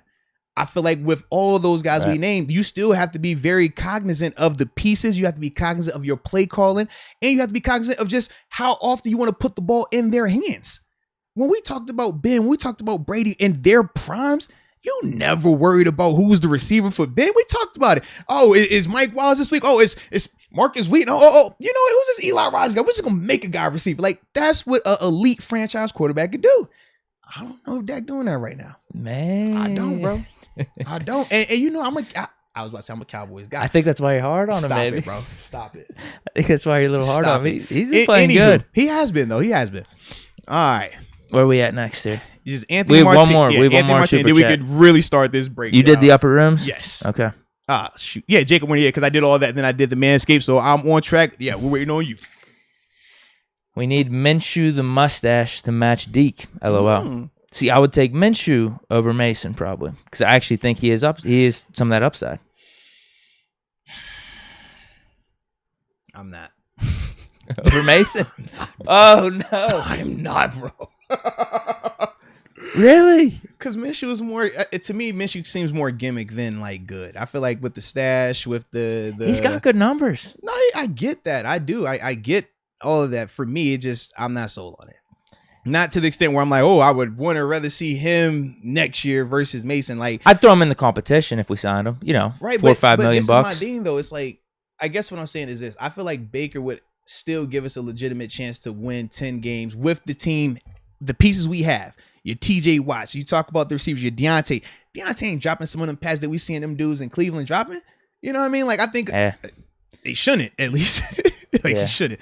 But that's the thing I think of. Like, we talked about our receivers once Odell left there. And we said, man, you watch them. They don't have those type of guys. Even they're not getting separation. They're not even getting the combat catches that at least we get on occasion. I'm like, man, Baker in that, man, with Najee, Come on, bro. He could definitely get that job done. I feel like he could at least get us and keep us relevant that next year. Whereas when you're talking about Mason, I'm just not sold on that right now, bro. I'm not. Now, I want What to about be Minshew? wrong. I'm saying you're Minshew, saying Mason or Minshew. Yeah, because like I said, for me, it's something about seeing a guy that has done it. A guy that has won games. A guy that has won playoff games. A guy that has led his team from start to finish. All season. Expectations. Through the injuries. I've seen that with Baker. I don't think he's a franchise quarterback, but I think that he's shown enough that, man, I would much rather have him if I'm going 1 year. I would much rather have him than Mason or Minshew. If it's just 1 year with the pieces that we currently have, because I do think a year from now, that's probably when we find our quarterback, our real guy. But I don't want to have next year be just a throwaway bummy. Just, man, we suck every week. We laughing at ourselves week. Like, I don't want that. And I feel like if we're comparing, hey, if Mason was the leader of this team versus if Baker was, I feel like Baker would give us a better chance. And I don't like Baker. Not personally. It's not a personal thing. It's just as the player, I'm not a fan of his game. I'm not. No Minshew then. I'm just, yeah. Minshew. Oh. Minshew had the cool name, like I said. That's not a bad guy to toss in for a competition. Yeah. If we're not going to go big at quarterback, either draft or signing a guy, I mean, bring him in it for a cheap contract for some competition. I will say this too. And this is the last thing I'm going to say before we really start this breakdown, bro. I'm always a little leery of guys that come from not successful teams. Like, and they have success when it's like garbage time. Like, you're always, there's just never expectation for your team to win. It's never expectations for your team to do anything going into the season. It's always a lot easier to play with that. Whereas in Pittsburgh, and we saw this with Baker these past 2 years, when their expectations went up, it's different. It's a big difference when you go into these games Monday night, Sunday night. Gotta have it. It's funny. You in Jacksonville 1 o'clock and we know you're gonna lose. Oh, you threw for 250. Great. You made it look interesting. Cool. But you weren't expected to win. The expectations were very low. You come here, let's be real. We know what the expectations are. Whoever steps in at quarterback next year, we have a standard here where we're trying to see, can you hold that? Can you keep the team there? And can your play reach that? Not everybody is equipped to handle that. And that's the only thing I'm a little bit, when you talk about Minshew, I'm like, man, he ain't seen that just yet. Here's our difference is I'm go big or go home, where I'm not really thinking just next year, because with Baker, you're right, it'd just be like a patchwork thing, because I don't want him to be the long-term answer. At least with Minshew, at least with Mason, from my standpoint, it's like, could they be? At least I'm willing to see the question. I just don't see the, I don't see what percent chance is that successful? I don't know. I'd rather try to answer that question as opposed to just go to Baker, because we already know. That's what I'm saying. I feel like I already know the answer with Baker. Yeah, I'm cool on that, bro. You want to at least keep a semblance of relevancy then? I do, because that is what Ben did give us these past couple years. Even regardless of if people thought he was washed, thought he still had it, whatever, you always felt relevant. To me, I think with Baker, you're still going to feel a sense of relevancy. Whereas if they come out and they say, hey, Mason is QB1 next year, all of us are going to be like, all right, maybe he surprises us. It's cool. I'd be more pissed about Baker. I'd be pissed. I thought you were about to say I'd be pumped. I'd be more pissed about Baker. If you now, I'm telling you, the percentages are very slim, because I would not be happy about Mason either. I wouldn't be happy about Baker too. Neither one. Lord. Just like slightly less mad if it was Mason, I guess. Slightly. Can we go to the preview? I'm tired of talking about Baker. I'd put Minshew over Mason over Baker. So can we? Two things. First, can we go and talk about this preview? Because I'm tired of talking about Mason. Second thing is, I think TJ does have it officially locked up for Defensive Player of the Year, because Micah Parsons just tested positive and he's on the COVID list. And he just put him on the list. Okay. Excuse me. So with them just putting him on the list, TJ. If he's not playing, you're good, TJ. You're good. So okay, right. The preview. Where do you want to start with, man? All right. The breakdowns or the likes, dislikes? Let's start likes, dislike. All right. Like we always do. Keep it consistent. Whew. I might have the best note template I've never made, honestly. Big professional guy today. All right. I think so. I found that you could do in your notes here, your pages document, like a whole note template. So I was pretty amped about that, but now it doesn't look like I saved it maybe. Oh no, here it is. I was going to be really pissed. Look at this. That's fancy. You like that? I see you. Little MacBook pages. Let's go. All right. Do you want to start? Yeah, you go first, man. Is Lamar Jackson playing? Well, you know what? Either way, Yeah. I like Lamar Jackson, even if he's on the bench. Okay. He gives them a little bit of hope, maybe. I don't know. Yeah, I if he's playing that, I mean, obviously, if he's playing, he's on my list. I just don't. I'm not gonna lie. I don't think he's gonna play. I feel like they're playing that whole game of don't announce that he's not playing because then we know to prepare for this guy. You listen to Coach T, man. Coach T know he's preparing for. And if they throw Lamar out there with his current status, like I said, that's only gonna help us even more. Obviously, he's a difference maker. Yeah, without a doubt. They might actually have won one of these past 5 games if he was in. Yeah. Even though Huntley's done good in spurts, but I think we saw the Rams game last week where it's almost like the Duck Hodges effect. Mm-hmm. It's petering out a little bit. Yeah. There's a difference between Lamar and a guy like Tyler Huntley. Yeah. Even though Doug didn't even have a Huntley game yet. No, he didn't. Yeah, Huntley, his one game. No. But that's why Huntley's probably going to stay in the league. Yeah, it's kind of like, these are all one-hit wonders, but that boy had a hit. You know what I mean? Like, those other guys, they was local. They was doing spots at the south side. You know? So, all right, instead of Lamar Jackson, I'll just say Mark Andrews. Okay. One of the top 3 tight ends in the league. No, without a doubt. In fact, I'll follow you. I'll say I have Mark Andrews' usage because I just like how they feature him. Most teams, you talk about playing through a tight end. That's not something that you want to do, but it fits their system in terms of Lamar. It fits even when Huntley comes in. Like I said, they see the field the same way. It sounds just crazy. But I feel like with Mark, he's just a very quarterback-friendly target. Like his catch rate is like his toughness. Always gets open. Yeah. Just good player. All around good player. Yeah, definitely. Yeah. Number 2. They actually use him, like you said. They use him. Number 2. Yeah. I have John Harbaugh. I think he's a good coach. I think he's always been a good coach. I can't believe. No, I think he's a good coach. He's a top 5 or 6 coach in the NFL. He has been. He better pretty than much. Coach T? No, he's not. Okay, I don't have him better than Coach T. No, but I mean they're in the same conversation. Top 5 or 6 coaches in the NFL. They have been basically ever since they got into the league. Yeah, true. The rivalries going back and forth and whatnot. I mean, it's not a coincidence he's been in the NFL for 14 years. Oh, wait a minute. Why you sound like you like Baltimore all of a sudden, bro? No. I'm just we're talking about likes. We're talking about what we like about their team. So if he was fired, it would be like the Andy Reid effect. Or if Tom was fired, it'd be picked up immediately. Everyone wants to rip on him, or at times people rip on Tomlin, but these guys are good coaches, and other teams would beg to have a coach like them. Mm-hmm.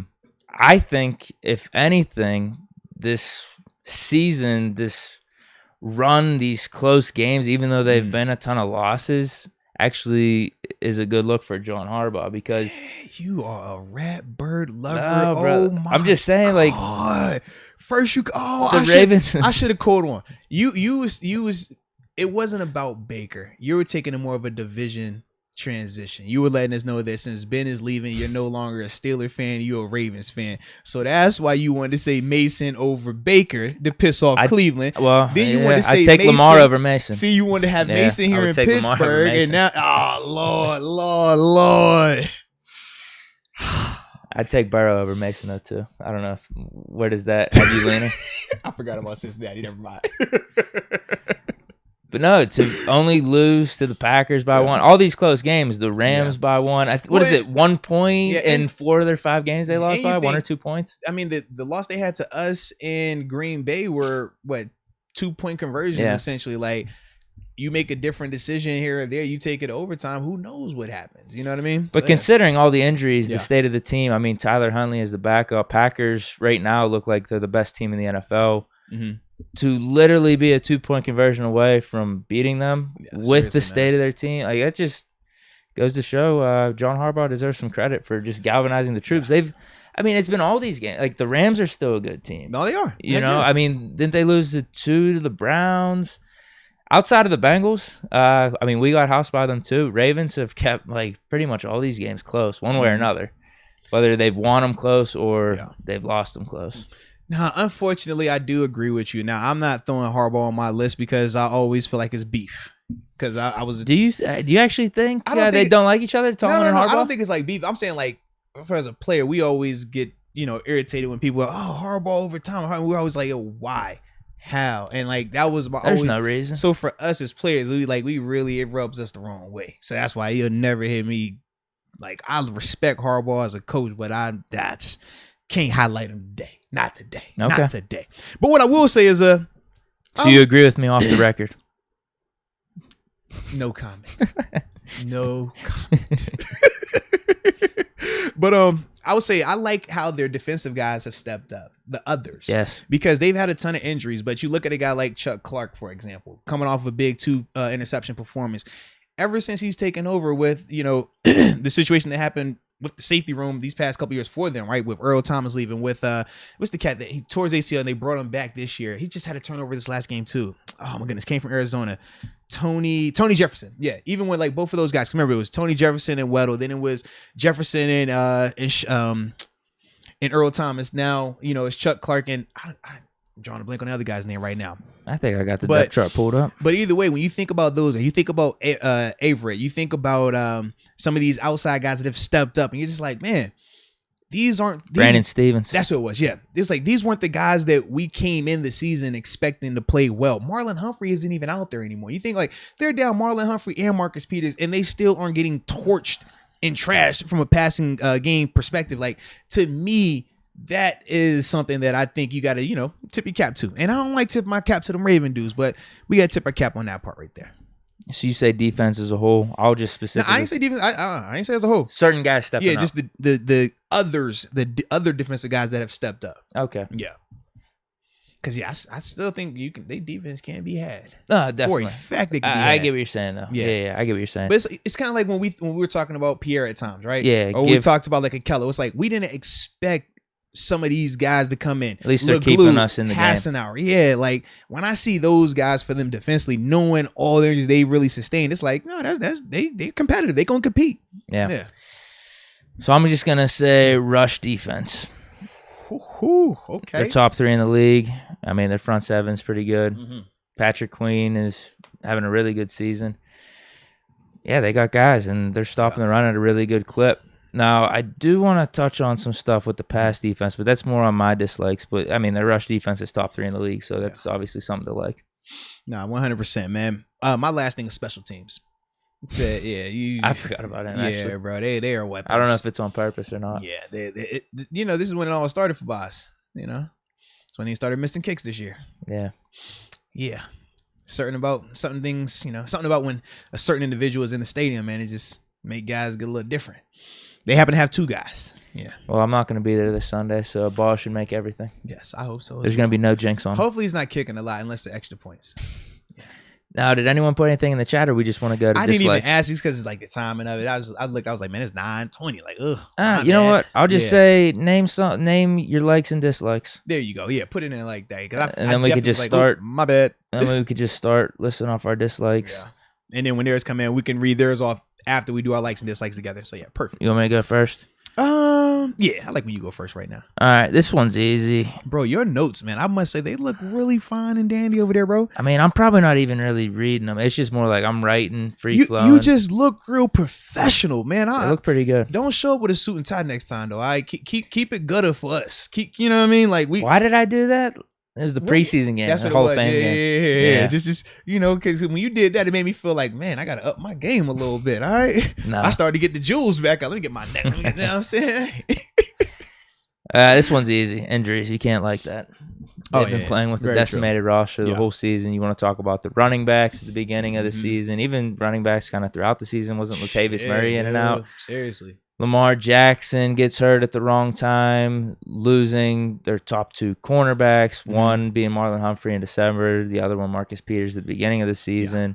Offensive lineman, Ronnie Stanley, like they've been pretty much decimated. And not even just like their star guys, they've had certain guys missing on their roster throughout the season too. So injuries. But that goes back to my likes. So I think for them to even be at this point and losing those games by 1 point, that's credit to John Harbaugh, I think. No, I like it. All right. Yeah, for me, I agree. Team health was what I had put because as a whole, you hit it on the head right there.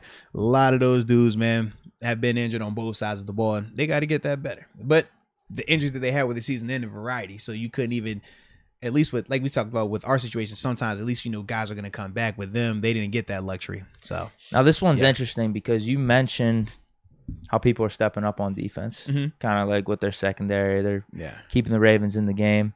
But I do have pass defense in my dislikes because I do think you're actually right in some of what you said because the stats could lie. They're like a top or bottom 3 pass defense in the league. They're letting up really gaudy numbers.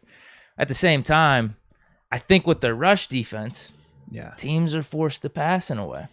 And then when you add that they're missing their top 2 cornerbacks like that, you're gonna put up some numbers. At the same time, they've been holding their own somewhat, and that's why I think to say they're the bottom 3 pass defense so definitively based off the stats, I don't know if that's the case, but with where they're sitting right now, especially with Marlon Humphrey being out, that's something you can't really point to as a positive. I would agree with that as well. I don't think it's as bad as bottom 3 though, because of how good the rush defense is. No, you bring up a good point. You got to right pass there. on them. Yeah, and that's the thing we talk about. And you can pass on them. Part, you can pass on them for sure. Like Rams were going up and down the field on them, but those are some of the better offenses that you see. For me, my second thing, as I looked on my list, because I remember my list wasn't on my computer. I know you had it on your phone today, bro. I was scrambling. I told you, man. But O-line. Yeah, I still can't get over that. Right. And obviously, a lot of it's because of the health. You look at Patrick. I'm gonna butcher his last name again. The right tackle, McCary. Yeah, I was about to say Macari. Yeah, Macari. I think that's how it is. I think it was. My problem is when I watch the tape, I keep the broadcast muted, so I never hear when they speak of these guys' names, and I'm always like, I know what it says. Yeah, I read it. I just don't know the pronunciation on it. So yeah, but that's my thing, man. The O-line. I just think that they're not. At times, I don't think they're very good. I think that's especially their edge guys. Yeah, we know the tackle situation is bad. That is because of injuries. We understand that part as well. But that to me is an issue, and especially when you're talking about our defense, where that is one of our biggest strong points is the pressure we can get off the perimeter, off the edge, and stuff like that. Yeah, for me, I don't like their O-line. I think that Huntley and Lamar Jackson have made them bearable because of their escapability. Yeah, their escapability and how elusive they are at times. But if we're being real about it, I just don't think that they're a good unit. I think if they had you're right. If they had a regular quarterback, a non-mobile quarterback back there, it would be a lot worse in terms of the sack numbers and stuff like that. But yeah, I forgot to include the O-line. But I will say for the offense, I guess you could throw the O-line in there maybe. But I'm going to say there's just no pop. There's nothing about their offense outside of Mark Andrews that really scares me. Yeah. Now, I don't know if it's the Steelers. It feels like we've had Lamar Jackson's number and just how their offense has operated over these past couple of years. But we even seen it in the first game this year against them. Yeah. Dude, I think their main guy had 50 yards. They spread it out a little bit, and Lamar Jackson had what do you have, 270 passing or something like that? But it never felt that way. Our defense actually held up pretty good outside of that final drive where they got all the way down there. Very true. Yeah. So yeah, nothing on their offense scares me outside of Mark Andrews. I don't think there's that pop. I don't think there's that explosiveness. I don't trust Brown's Hollywood good. Like that. He's good, I but like Bateman better than Brown personally. Yeah, Brown's up and down, and he's been on a run over these past 5 or 6 games. He's had less than 50 yards. Bateman, you're right, nice in his own right, but nothing that's really scaring you. Maybe now without Joe Haden, but I still if Witherspoon keeps this up, man. Honestly, if Bateman had a better quarterback, I think Bateman would be scary. I just don't think that Huntley is going to utilize Bateman like that. And at the time with Lamar, he didn't really get a lot of games with Bateman because Bateman was injured at the first half of it. But I don't think it's as cut and dry. Oh, yeah, this guy could lock up Bateman. I really don't. I just think that they don't have the quarterback play that's going to make Bateman be featured like that right now. That's fair. Maybe a better phrasing is utilization of their weapons outside of Andrews. No, I agree with you because it doesn't scare the defense. Well, and Bateman's at all. Still young. He hasn't. He looks himself. good. He just looks good. But it's a small sample size. And Sammy Watkins, I made this comparison today. He is the NFL's Andrew Wiggins, but Andrew Wiggins is better. I would agree. That's a pretty good comparison. He has a Super Bowl, doesn't he? I know, but so here's my point, though. He looked good in Kansas City with the weapons around him. Right. Not the featured guy, but a nice role player. But when he's featured, he's not the guy. Highly talented coming out. Never really lived up to his potential. That's a pretty good comparison. I don't like when you do good comparisons, but that was a good comparison. I would agree with you on that. But another reason as to why he doesn't really scare our defense or our secondary, because he's not in that right system right now. All right. What's your last one then? That's it. That was that was you because you let it off. So for me, man, my last one is the decision making. And this is going back to those 2-point conversion attempts in some of those games. I just feel like I understand you can make the case of going for the win. And we talked about it in the moment where it's like, man, if you said you're going for the win because you just feel like you can win it right here, that's one thing. But his response for why he went for the win was not that. He said it was because I thought our guys could not last in overtime because of the injuries we had. I didn't think we could hold it. I didn't think we could stop them. To me, you're making a decision out of fear. That was my biggest thing. I don't like people that make decisions from fear. I want you to make that decision. If you're making it aggressively, be aggressive. Don't say, hey, we're going to go for it on 4th and 1 because I don't think we can stop this team if they get the ball back. Like, nah, you're going for it because you feel like they can't stop you and you can pick up this 1 yard and win this joint. Like, it's the mentality, you know? So that's why I feel with that right there, man. All right, we got both threes on the likes and dislikes. Now I got to call out a couple. You're right. I should have included Justin Tucker in likes and probably O-line and dislikes, but I think I made it work. No, yeah. I like how the versatility with our list. But no, I got to call out a couple people, man. All right. First one though, Jacob Malacio. All these times we didn't shout out Jacob Malacio. All these times we didn't read his comments off. You know what he said? Y'all ignoring the chat unless we pay. What type of No, I was saying some chats are out. No. That's why I gotta call him out. I gotta call him out because hey man, and then know your boy going back and talk with some Jacob. I swear, no man, y'all better stop that. All right, y'all know we read both. Now when we getting kind of how we was getting today, yeah, we're gonna tip in there because people are conversating and just out of respect. It's like, man, how would you feel if you put 10 in and this person didn't? And we know we pressed for time a little bit and we reading off the one that didn't pay. It's just not a good look. That's all. But trust me, baby, you know how we do this thing. So let's get back to reading these though, man. Okay. What, the supers? The people that pay? No, we're going to the regulars first because that's where we both. You put it in, I put it in as well. We doubled. You know, it's like early. Who likes? Yeah, the likes and dislikes for the Ravens, right? Yes. Okay. Mr. Let me try to Woody find C something. says everything. That's what he says. Everything else, just don't like. All right. He's talking about dislikes. Yeah. Oh yeah, I see that. Yeah. Javi Berg 420 says for the likes. Oh no, he said the thing he likes. He likes the Ravens defensive line and linebackers. Oh, everything good call, else he dislikes. Yeah, good call. He had a couple comments before. Now we have Bat 300 saying Andrews, you got to watch out for sure. Dislike their jersey I color. saw that. By Elijah. All right. Yeah, Minker or Norwood will be on Andrews. Yeah, we're going to have to do some double stuff. Maybe some of the things that we did against the Raiders with Waller, for sure. Jacob Malacio, he says hate/love the fan base. Okay. I could dig that. Maybe there's like a respect factor he's talking about there. Oh, okay. Hey, my man Jacob spent the block. He said, Moats. I was talking about them. All right, then. We're good. I just ain't know because it felt like you was talking about I felt like it was directors. I ain't like that, man. I was like, come on, Jacob. You the homie. But I'm glad we're good. We're good. Man, it's tough trying to find some of these stuff here. In here. Yes, bro. Because it's the silent conversations, and the side conversations are what make the chat. Like, don't change. It's amazing. Y'all. Yes, we do. I'm just trying to find some likes and dislikes for the Ravens, though. I am too. I'm seeing Tomlin is a Hall of Fame without a doubt going on in here. Like, bro, we be all over the place. We ain't even talking about that. Here we go. Jamie Carlo right here. Okay. For the likes, he says he likes their D line, the tight end and fullback. He likes their running game when Lamar is playing. He dislikes Harbaugh and the Ravens as a whole. He says, I'm old school. I still remember when they snuck out of Cleveland. Okay. That is funny. All right, we got Rod Dollars. He's I'm guessing this is dislikes because he says pass defense, offensive run game, and he says coaching at times. I don't know if that's likes or dislikes. Because I think for the offensive run game and coaching at times, that could be both good and bad. Nah, very true. Very true. The run game does feel like it takes a little bit of step back without Lamar, for sure.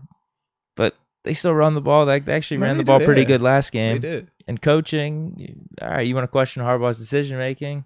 He's still a good coach. We still don't like him, though. Just because, Ravens. At least he doesn't wear the khakis, so. Yeah. I mean, that's a vibe. Nah, it's all right. All right. So with that being said, now we can go ahead and get to the player, comparisons right here, which I think should be in our favor this week. I feel like they should be. Definitely. What do you want to start with? I feel like they should be, right? We'll start quarterbacks because I know you You like to talk quarterbacks. All right. Who we going with? They have Hundley? I was going Huntley. It's Hundley? Yeah. Unless you want to throw in one leg Lamar. We could throw one leg Lamar in there. Yeah, it don't matter. Yeah, it don't matter. Yeah, I feel like in both of these scenarios, just because like the nature of his injury, like if this was a 9 throwing arm or something like that, yeah, cool. Lamar, you the guy. I got you. But that's for you. I'm saying in terms of who's getting the nod to play in the game. Okay. Chill out, man. I know you can't wait to talk about your boy who coming off of a record-setting performance. I got a whole write-up here. I know. You gonna talk about I don't have a write-up at all. Talk about his records. Talk about the records from last week. He set some records last week, man. I'm proud of him. You know? What records? He was moving up in the list. I don't know. Yeah, like all-time games played, all-time this, passing yardage for that many attempts. Yeah, this is like a legit thing, bro. Nah. Yeah. I didn't know about it. Yeah, man. I just figured that you was finna. I heard 91 wins at home. Yeah. Where did that time with someone? That time with Favre, maybe? I think they were talking about that. I don't know who. Yeah, I wasn't as in tune as the records and stuff, to be honest with you. I'm not sure. All right. So what, you want me to go? I guess I'll go with your boy Ben in this matchup. It's his last game, dude. This is his last game. I feel like I got to go. Man. You're right. I couldn't go Huntley. I'm sorry. Come on. I'm going 7. You know, in this matchup, 7, the final farewell versus those rat birds. Oh, man. You think the NFL planned this out? Yeah, Ben told him ahead of time before the season. Yeah. I was going to say the reasoning is last home game at Hines, Monday night against the Browns. Yeah. We know what happened last year, so that's almost like a redemption game. Right. Ben's first game ever was at Baltimore. Yeah. So, this is going to be at Baltimore. I mean, it's very fitting. Full circle. I wonder if NFL had that in mind. All I know is this, man. At certain times, certain players have to step up and make big-time plays. And this is the week for 7. What better way? If this is your last game ever, you go out there and you let them all know. You let every person in Baltimore, matter of fact, everybody in Maryland, okay? You remind them all that you're not just Cleveland's daddy. You're their daddies too, okay? Because you've owned the AFC North for how long now, Deke? How long has he owned the AFC North? Talk about how long has your boy owned the AFC North? It's been 18 years. Okay, 18 years. You heard what he said. 18 years. 7 going out there and doing what he does. 7 going to go out there and ball out. Give me 5 touchdowns by 7 this week. That's fair. Yeah. Yeah. Clean sweep on the Ravens this year. Mm-hmm. If it's Lamar, Ben Roethlisberger's 2-0 against Lamar Jackson. Yeah. Hasn't lost against them. Mm-hmm. If it's Tyler Huntley, if you're picking Tyler Huntley over Ben Roethlisberger, you probably picking Mason over Baker. You know what I mean? Like I can't trust you. Boy, I wish somebody would say they taking Tyler Huntley, right? Boy, what, man? Yeah, Tyler Huntley, boy. Yeah, you got to take Ben Roethlisberger in this one. If you say otherwise, you don't know the game of football. Yeah, it's that simple, man. Pretty much that simple. It's that simple, really man. Is. Yeah, heck yeah. Running backs? Oh no, Najee coming off of that thing. Bro. Najee coming off that thing. He about to lead the league, boy. I don't know if he's gonna lead the league. No. He'll be second. He'll be second because Jonathan Taylor, he's definitely got this that. One's not even a question. Najee's on a little run right now. He is, bro. He's coming off a dub 88. That's the career high, bro. Like, oof. I thought about that today. I'm like, that still did not feel like 188 yards. Not feel like 108. I watched it again. I'm like, gosh, that is a big like game. That is actually a really big game when you look at that stat. That is crazy. Does not feel like it every time. I'm like, it's still 188. All right. I mean, has he crossed the top 5 echelon in terms of NFL running backs? I don't know. I ain't really thought of it. He's in the top 5 for rushing yards. We know the line he's been dealing with. We know him as a pass catcher. Something to think about going into next year when we make our running back rankings and stuff. I figured he was going to be one on your list anyways. I know how you do. Henry. It's still Henry. Oh, so 1A and then 1B? Because I'm sure you're going to come with some reason. Maybe 1C. I'd maybe have Taylor in the second spot. Okay. Yeah. Okay. Yeah, he's going to have better numbers than some of the dudes that we were taking him. Yeah. Or we were taking dudes over Najee throughout this season, like Dalvin Cook, Joe Mixon. He's going to have better numbers. Now, are they better running back? That's a whole nother thing. But going into his second year, it's something to think about. It's I think going to be a fun combo. I think he's put himself solidly in the conversation though, for sure. Like now it's like a legit comparison, because I think whenever we were talking Najee versus Joe, it was like nah, it's still mixing the body of work, even what he's doing this season. But now Leah Warren brought up a good thing. She said it didn't even feel like 1,000-yard rushing season for him. You think he set the record? Like that. He's finally up to 4 yards a carry after last week. Dude, I mean, he was like a Trent Richardson numbers. Dude, like it was rough. Like 3.5. It's nuts though to think that he's our 1,000-yard rusher. Like legit. Oh yeah, and it's legit too, because this is 16. Legit. Yeah, that's what I'm saying. Like, we're getting the extra game now. Yeah, he definitely proved to be good this season for sure. He hit that over too, because they had him at like 900 in rushing yards. No, absolutely, man. Wide receivers? Us, clearly. You say clearly? Yeah, Deontay better than Marquise, Claypool better than Bateman.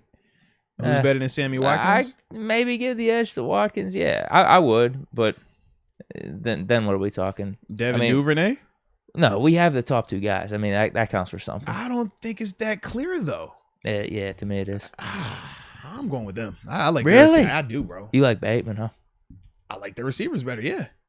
Really? I do. I mean, you like the upside from our guys. I like the upside from Bateman. That's my thing. And I think that Sammy is a little bit more proven than Claypool. What about Deontay versus Marquise?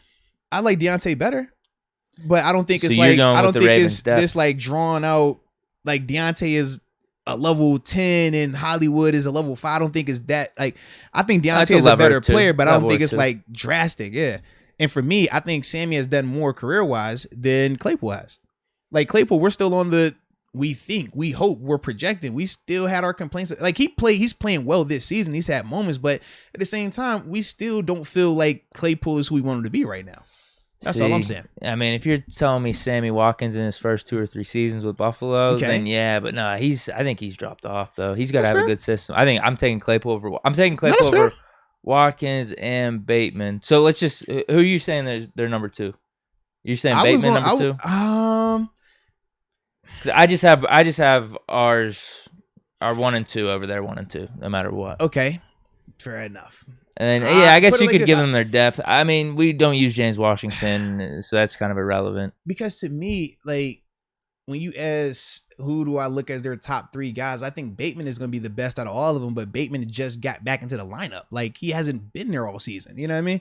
He's been cooking a little bit. No, he has been, but he hasn't played a ton. I think he might have 7. Maybe 10 games under his, maybe like that. That's so for me, it's like, yeah, if he played the whole season, he would be their number 1 guy. So when you're asking how am I comparing it, I'm still thinking to myself, if it's Hollywood and Sammy Watkins, give me Deontay over Hollywood. I'm taking Sammy over Claypool right now.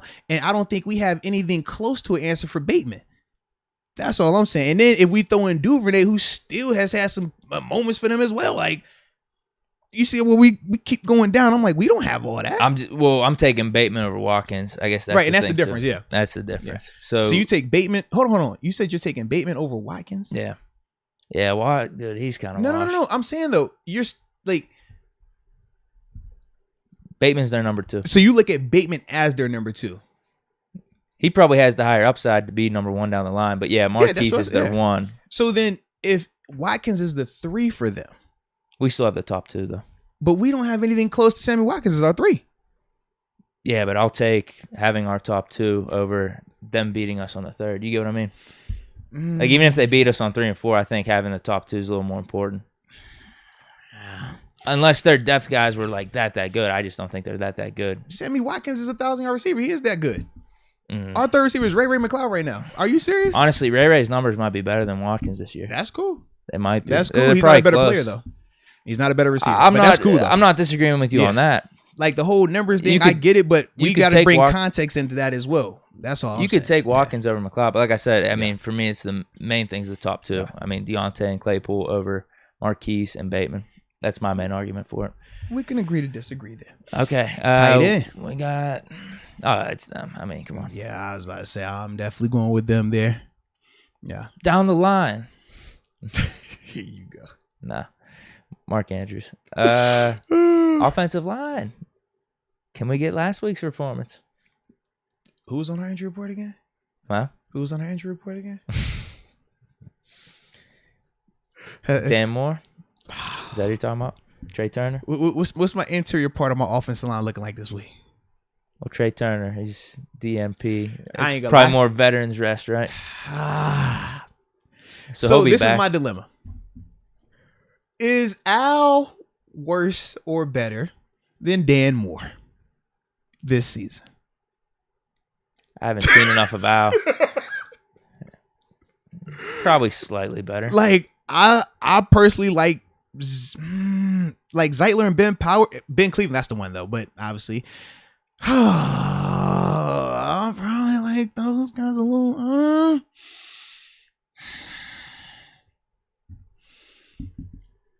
I gotta go there. I'm in a good mood. I'm taking us. Right. I'm feeling a repeat performance this week. I hope so. I want to be extremely wrong JC about snaps this. their money right now. Yeah, He's pushing dudes in the right direction. Yeah, unfortunately, I got to go with their group. It's picking between terrible and terrible, or terrible and more terrible. I'm cool. I don't like either line. That could be a wash actually. Yeah, you've done it before. So you know what? We usually do wash We've when done it's like washes good before. on good. We're like, oh, it's a wash. O lines, it's a wash. We've done This wash is a wash. before. This is a wash because I don't want to hype them up either. This is definitely a wash. Okay, defense now. All right. We'll just go. Edge rushers. Without a doubt, not us. even close. Yeah, without a doubt, us. Interior D They've lineman. petered off a little bit. No, They they actually definitely had a case for something. I don't remember. Yeah. Going into that game, was TJ kind of hurt, and they were coming off some good performances. The three-headed monster. They've petered off. Yeah, because it was Oway, Bowser, and Houston. They were really doing well. But yeah, I'm with you. That thing is definitely falling off, man. It was not falling off. It was just become what it's supposed to. What we thought it would be. Yeah. Interior D line though. Well, this because now they do have Calais because Calais was injured last time and it was questionable was he going to come in or not. Right. But this time he's there. We got Wormley back though. They got Brandon Williams. We got the big worm back. 6 sacks for the season. Give it to us. And we have Cam Hayward. Talk about it. We got a special guest on the show tomorrow on the defensive line. So I'm expecting a big performance. Did I do it right? What? What's that? The celebration? The Matador. Ain't that what he do? That was Kendrick Green. No. Oh, wow. You are sick. Oh, why damn, you got to dude. be Kendrick Green? You foul for that, bro. That's... Wow. I was not talking about Kendrick Green. He does that as a celebration? That's his sack celebration. That was not a Kendrick Green thing. This is a sack celebration. So they should know who we're having on. I don't know what you... Why when I do this... You said Kendrick Green. Why was that the name that popped up? We're never getting him on the show. Oh my God. So are you saying that you have beef with the Qs because he is a Q as we was pointing out? Because I know some Q. I can't wait till we talk TG. Not only did he say WU trash, he also said he don't like you Qs either. He said he like the letter Y better. That's what he said. I'm gonna tell it. Boy, I'm gonna tell it. Yes, sir. I just remember making that comparison before for Green in podcast previously. God, that's what I thought you were getting at. I didn't know. Why would I keep? Should we just say who's on tomorrow? I didn't know Mondo made those celebrations. Yes. So, ladies and gentlemen, since Deke did not get the memo, yes, Henry Mondo will be our guest on tomorrow's show, and he does this celebration. As we've heard, it's the Matador, and we are going to ask him about this. Because this looks janky at times, and I don't want to speak bad on it, so I just need to get some clarification on what it's supposed to look like. But yes, that would be the guess, not Kendrick Green. Like, come on, Dick. Like, bro, that's fine, man. He really gonna fire on one of y'all, man. He ain't gonna fire. He gonna hit you, bro. He gonna run up on you. You saw him already too. You actually have footage of him. Think about that, bro. I think we're cool. You think we could? Wow. I do. It's sports, man. Next Nothing time you personal. see, he could be like, "Oh, I saw you at the softball game. It was love. You wanted to put me on the camera." Then I subscribed to the channel. I start hearing what you got to say about me. Watching this? Oh man, I don't know, Deke. I don't know if you the homie anymore. That all right. Mm-hmm. Damn. Yeah, man. It was just an honest response. Yeah, man. Because as I mentioned, I've made that comparison before. I thought I didn't know Mondo did that celebration. That's the thing. That's kill me, bro. I'm sorry. So interior D-line, you're going with the Steelers because of Mondo. I should Mainly go. Mondo. I should go Steelers because of Mondo, but I'm going Ravens. All right, I'm going Ravens for the inside of the D-line. Inside linebackers. Them. I gotta go them. Patrick Queen's has been pretty good and this Josh year. Bynes plays at a high level. He is what you want in terms of if you're not going to be an elite guy, give me high quality, know what you're supposed to do, be what you're supposed to be, make the play you're supposed to make. Josh does that, and it's my dude. I can't even lie. Okay. All right. Corners.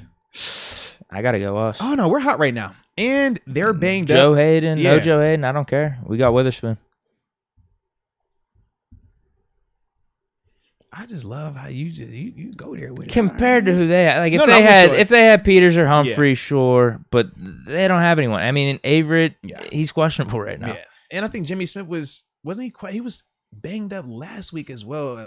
He was on the injury report. I think he's gonna play though. Yeah. They listed it as rest. Got you. No, I'll go with us right now. Yeah, but more so because of the health element. I don't think it's just clear cut Keller. Like I said, I hope it becomes that, but yeah. But definitely us. I'm going with us. And then safeties. Is there any question to this one too? Chuck Clark, Brandon Stevens versus Minka and Terrell. I got to go with us. They don't have a Minka. That's that simple. And as much as I would love to gas up Chuck because he's from the crib, I cannot do that. So yeah. Yeah. You know what? I got to switch my answer on special teams too. You going them? I have to go Tucker. Yeah. Boss had the case then. It's not looking like it now. Punter, what about punt? Punter, Bro, though. stop it. It's not even close. Stop it. Waitman? Not a chance. Not a chance. Waitman? Not a chance. I think Duvernay made the Pro Bowl for special teams, right? I haven't even looked, honestly. I think he did. Yeah, I didn't look again. So I would give them the nod. Yeah. But I think that's there's only two things I think I gave them the nod for, so I feel good about our matchup. Yeah. Well, either way, I always feel good about our matchups. You know that, man. I got us winning like every week, bro. Come on, man. Yeah. Yeah, every week, bro. I always pick us to win. Are we ready for the score All prediction? right, so in the chat, ladies and gentlemen, let us know your score predictions. Put them in there. We will read them off. Yes, we will. Yes, we will. So let us know your score predictions, man. Who gets it done? Who gets it done? Steelers, Ravens. Want me to go? All right, man. What you got for us? Yo, I was like, who just typed in drop your score prediction? And I was like, oh, that was Deke. All right, shout out to Deke. Let's go. Like that? See, that's He said Baker Mayfield took Deke's wallet. He might be right. He low key might be right. But you know, we know where he stays. We know the code to the Spitz 6. Don't tell anyone else though. Yeah, so we're good, man. Yeah, he must have been home hopping or something like that. Man. Tried to get into Heinz Field. He probably came to get some Permanis. And then he was like, oh, let me get. He probably bought the $100 in shots. He was like, you know what, guys? It's been a rough one. Everybody get around. You know? I do wonder. That had to have been shots. If it's $100, it had to have been shots, right? Because you're not buying $100 worth of mixed drinks. I don't think you can. Like they won't let you. I think it's they're gonna usually cut you like off. 2 at a time per person. They'll cut you off. Yeah. Yeah, it had to have been shots. Yeah. Rather most expensive stuff. Yeah, that's true too. It's a heck of a tip. It was probably the bartenders. You know what? That's what it was. They bought themselves a shot or two and then gave themselves like a $70 tip. That's what it was. Okay. I don't know if I have a big spiel for this. Actually, maybe I do. Okay. 1 o'clock game. Uh-oh. Dun dun. You know who else plays at 1 o'clock? Uh-oh. Jaguars and the Colts. Whew. Okay. Where we going? Steelers? Uh-huh. That black and gold field. Yeah. Oh, yeah. Yeah, mm-hmm. This is a good one. This is a good one for time. us. We talked about the Baltimore secondary. Mm-hmm. Definitely could be had here. Suspect. Yeah, that's a good way to put it. That's a good way to put it. And not the good kind. No, because, I mean, Matt Stafford, the Rams, they were going up and down the field. They were their own problem with his picks. And I think even the Rams might have fumbled too. But anyway, Ben has 3 touchdowns this game. I predicted it last game. 3-piece. But the refs held us back. Now, is it 3 touchdowns and 18 points like you did that one time where you was like, he's going to score 4 touchdowns, we're going to have like 24 points? We're like, how the heck? Wait a minute. Is that I know you be, or was it 5 touchdowns with 28 points? Or whatever you said that one time. I'm just checking. Is it this or is it like legit 3 touchdowns, 21 or more points? Legit 3. Okay. Legit 3. Yeah, more than 21 points. Yep. And I know the Ravens have a decent rush defense, but our line is gelling right now. Ooh. So we're going to push them back a little bit. It's that new left guard. I can't say that, but There is a chemistry going on right now. I can't say that. I can't say that. I love it. I love it. Because if Dotson's there, I think our line gets even better. But you never know, man. You never know. Oh, we've seen Dotson. Dotson has opportunities. That's all I'm saying. He's had ample this season. So Najee goes back to back on the 100-yard games. Actually, did he have 100 in KC? I think he's no. He had. Is it 80 or 90? Yeah, it was like 80, 90. Yeah. All right, so he has back-to-back 100-yard games. But in this 100 total yards, but Okay. not rushing. Yeah. I get what you're saying. So yeah, back-to-back 100 for Najee. Because I mean, even the Rams, it wasn't the best rushing performance last week, but I mean, they still had their yards, and I think we'll be able to do that. We'll be committed to the run. Nice balanced offense. Mm-hmm. One of Ben's touchdowns, a little shuffle pass to Muth Ooh, at the goal line. Okay. Yep. They don't ask how you get that touchdown pass. No. Just chalk them up. No. Let's go. So that's one of them right there. Oh, so he's going to have 3 touchdowns. So he's going to have one. The shuffle flip to Muth. the shuffle. He's going to get the little quick toss to Ray going on the jet sweep, getting one. Then he'll do a, I don't know, like a little swing pass to Najee out the back for Najee get one. That's your 3. All right, I like that. That's 3 tutties right there. You're right. No. Man, it's efficient, too. I like that, man. Dagger to Deontay from about 30 out. For sure. Deontay's getting one. He said, for sure. And you know what? Claypool, he's going to repeat last year. He had a touchdown in Baltimore Stadium. He gets another one here, too. Fortunately, does he only have 1 touchdown this year? Yeah. That's unfortunate. He finishes the season with 2. And the defense, outside of their rushing attack, there's nothing that scares me about their offense right now. I mean, Mark Andrews, obviously, but we'll be able to stop him. They'll be limited. And we're going to do basically the same thing we did against the Browns. We'll focus on the run, make them kind of one-dimensional. We'll stop it enough. We get Bush back. We get Schobert. We didn't even talk about who's starting, though, too. We might have to get to that. We could spin the block. Yeah. No, we're going to stop the run. We're getting Wormley. Cam Hayward's on another level. Highsmith and TJ Water playing really good, too. The receivers, I'm not scared of them with our secondary, Joe Haden or not. Hopefully he does come back, but Witherspoon's playing really well. Micah Fitzpatrick. So, yeah, their offense is kind of limited in this game. Not much going. We win 24. They get 13.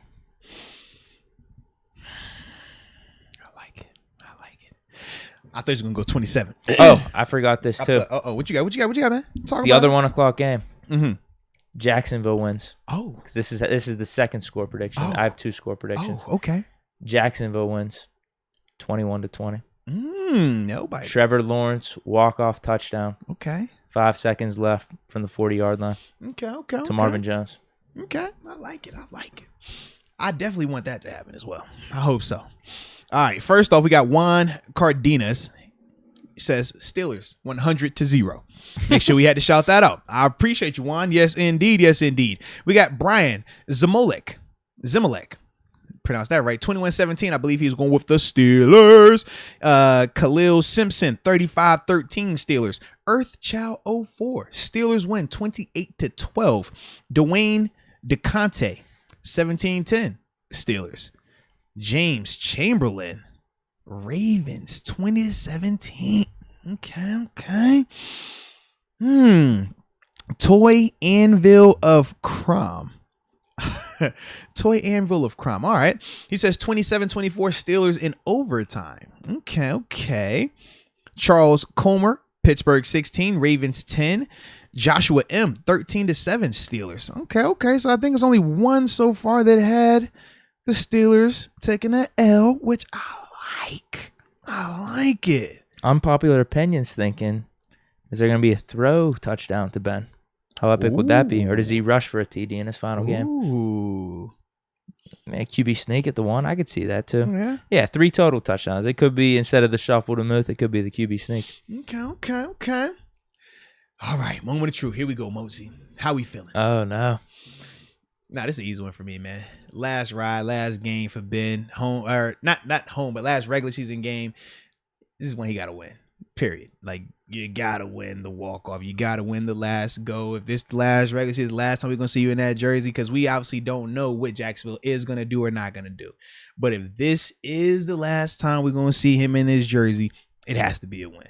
So, for me, I'm simply making my prediction on that. But honestly, I do think we have the better squad in this matchup. I think that we they're match up really pretty well. limited, hurt, all Yeah, that. we match up really well with them. Granted, they have something to play for, and I get that. They're going to come on. They're going to be hyping hard and like going hard and stuff like that. But at the same time, man, we have just as much to play for, if not more, because of the Ben retirement factor. And I do think that will be the difference in this game in terms of the intensity that we saw the Steelers come out with against the Browns and how they played that whole game and how we just felt like, man, some of that is knowing that, man, this is Ben's last go. Like, you want to make sure you send him out the right way. I think those guys will continue that at least this week. Now, we don't know postseason what that's going to look like if we even get that chance, but I do think this week we get it done, man. 7 seed. Who would be the 2 seed? Yeah. Chiefs. Yeah. Revenge. Yep. Well, it depends on the Titans and all that, but I think that's is it kind of locked in it too? No, if the Titans win, the Titans get the 1 seed. If the Titans lose and the Chiefs win, the Chiefs get the 1 seed. It's that simple. Yeah. Titans, aren't they playing a cupcake? They have like a 70% chance. Yeah. I think they are. I do kind of want to check this right now. Yeah, check that, because if the Titans are playing a cupcake, what are we saying about the Colts then? Because the Colts got just as much to play for as well. Playing the number 1 overall pick. Oh. That's who they're playing. Oh. National champion. Oh. Okay. Snubbed to the Heisman. I don't know what year, but I think one of those years he was snubbed. Yes, they got the Texans. That's not going to be an easy one. They'll give him a run. They'll give him a run.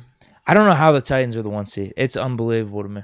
It is unbelievable. They play their game. They execute. Unbelievable. They win the games they're supposed to win, and they win a couple of the ones they're not supposed to win. Derrick bro. Henry, yeah. sure, but geez, they missed him like over half the year. Exactly, and they found a way. Does that make Vrabel the coach of the year? Who's the front runner right now?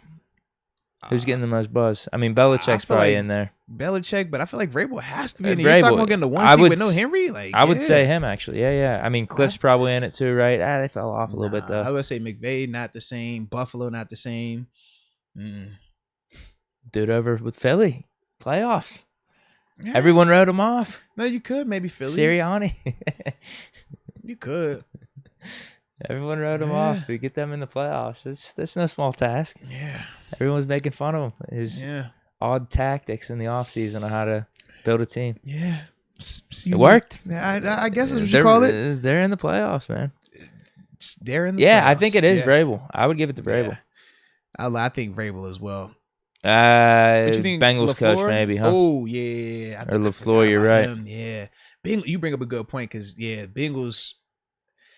What's more impressive, what the Bengals have been able to do this year or what Vrabel has done this year? Because I think Vrabel. See, for me, I think partly I can make a case for Cincinnati because Cincinnati, no one viewed them as being an elite team. No one viewed them as coming out here and doing what they did this year, especially winning the North the way that they've done it also. I think that the expectations were already high for the Titans. They've had these past couple of years now, they've proven they can win. They've proven they're legit. They even got you singing a different tune about Tannehill and the Titans. Think about that. When we first started, you weren't buying that. You weren't believing in those guys. I don't think they're winning. But you respect them, though. That's what I'm saying. They're a team. They're a team that's going to be competitive year in, year out. AFC Championship game a couple years ago, they've won playoff games. Here they are about to have a 1 seed. That, to me, is sustained, a high level of play. Whereas with Cincinnati, we never felt like that. So to see what they've done, I could legit make a case for it, man. Yeah. I think with Vrabel, missing Henry to get the 1 seed, that's a big deal to me. I mean, Taylor, you got to give him credit. You jump over whatever line it was. The Bengals suck. They're never going to be anything. Now they win the division. Mm-hmm. That's kind of a big deal. But no Henry, that's their offense. But not the whole offense. We're not gonna act like AJ Brown don't do what he does. But they were missing him even too. Julio's at banged times, up. yes, at times. But they going in. We still thought that there was gonna be a good team. We still didn't think that they were gonna just now suddenly become a terrible team because there was no Derrick Henry. We just didn't think they would keep winning like they've been winning. Whereas with Cincy, I don't think none of us ever thought that they would keep it to that level. I had my doubts. Oof. It's weird because a lot of people, it depends on who you ask, because a lot of people thought of them as like the sleeper in the AFC too, like potentially being in competition for the AFC North. Yeah. But I remember, man, we criticized a lot of people, not just us, a lot of people when they went Chase over Sewell, and we were like, man, you don't go O-line, you got to improve your O-line, otherwise it's the repeat. And they've shown that, hey, not only are they winning, but they did it their way too. Yeah. I think you couldn't go wrong either way. I guess you could throw LaFleur in the mix too. Yeah, I mean, either way, It's interesting. I probably would still go Vrabel. I'd Just lean because I don't Vrabel. want Cincinnati to have anything. I'm just a hater. I'm not going to lie to you. But I do like those orange unis. All right. Anywho. Remind you of high school, huh? You know the nostalgia, bro. The truckers. You know how we do it. But for me, long answer short, I have Steelers getting it done. I got it 26-26. I wanted to say 14. I'm going to go 13, though. I don't want to give them 2 touchdowns. I think it's a touchdown and a couple field goals. Okay. So, yeah, I go 26-13, but I got the Steelers getting it done, man. Works for me. So, with that being said, man, this is what we're going to do because it is 10 o'clock. 3-hour show? Yeah. But I think... see which super you're left on, because what we're going to do, we'll run through these supers, knock that out, table the... Who's starting at linebacker? Yeah, for tomorrow's show. Fine. And then from there we go, because otherwise we're going to be in this drive for another hour, bro. Cardenas. He said 100-0, but you already said that. Yeah. So that's the one you're on? Yeah, that's Juan it. Cardenas. That's all I have. Okay, let me go through here and, excuse me, get us right real quick then. Okay, we had the Anthony Martinez, the matching mustache. Okay, PB43YT. Excuse me. He says, I hear so many Steeler fans still wishing we picked a O-lineman over Najee last year in the draft. Any regrets on picking Najee? None on my end. Okay.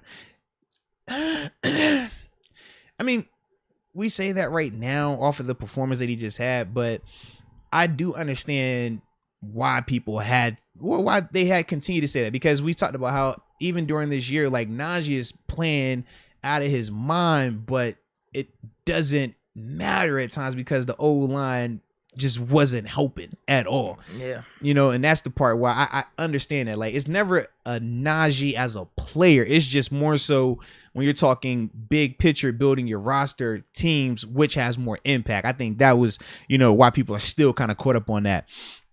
All right. Lycothorpe HD says new report that AB got bone fragments in his ankle and has a torn ligament that will require surgery next year.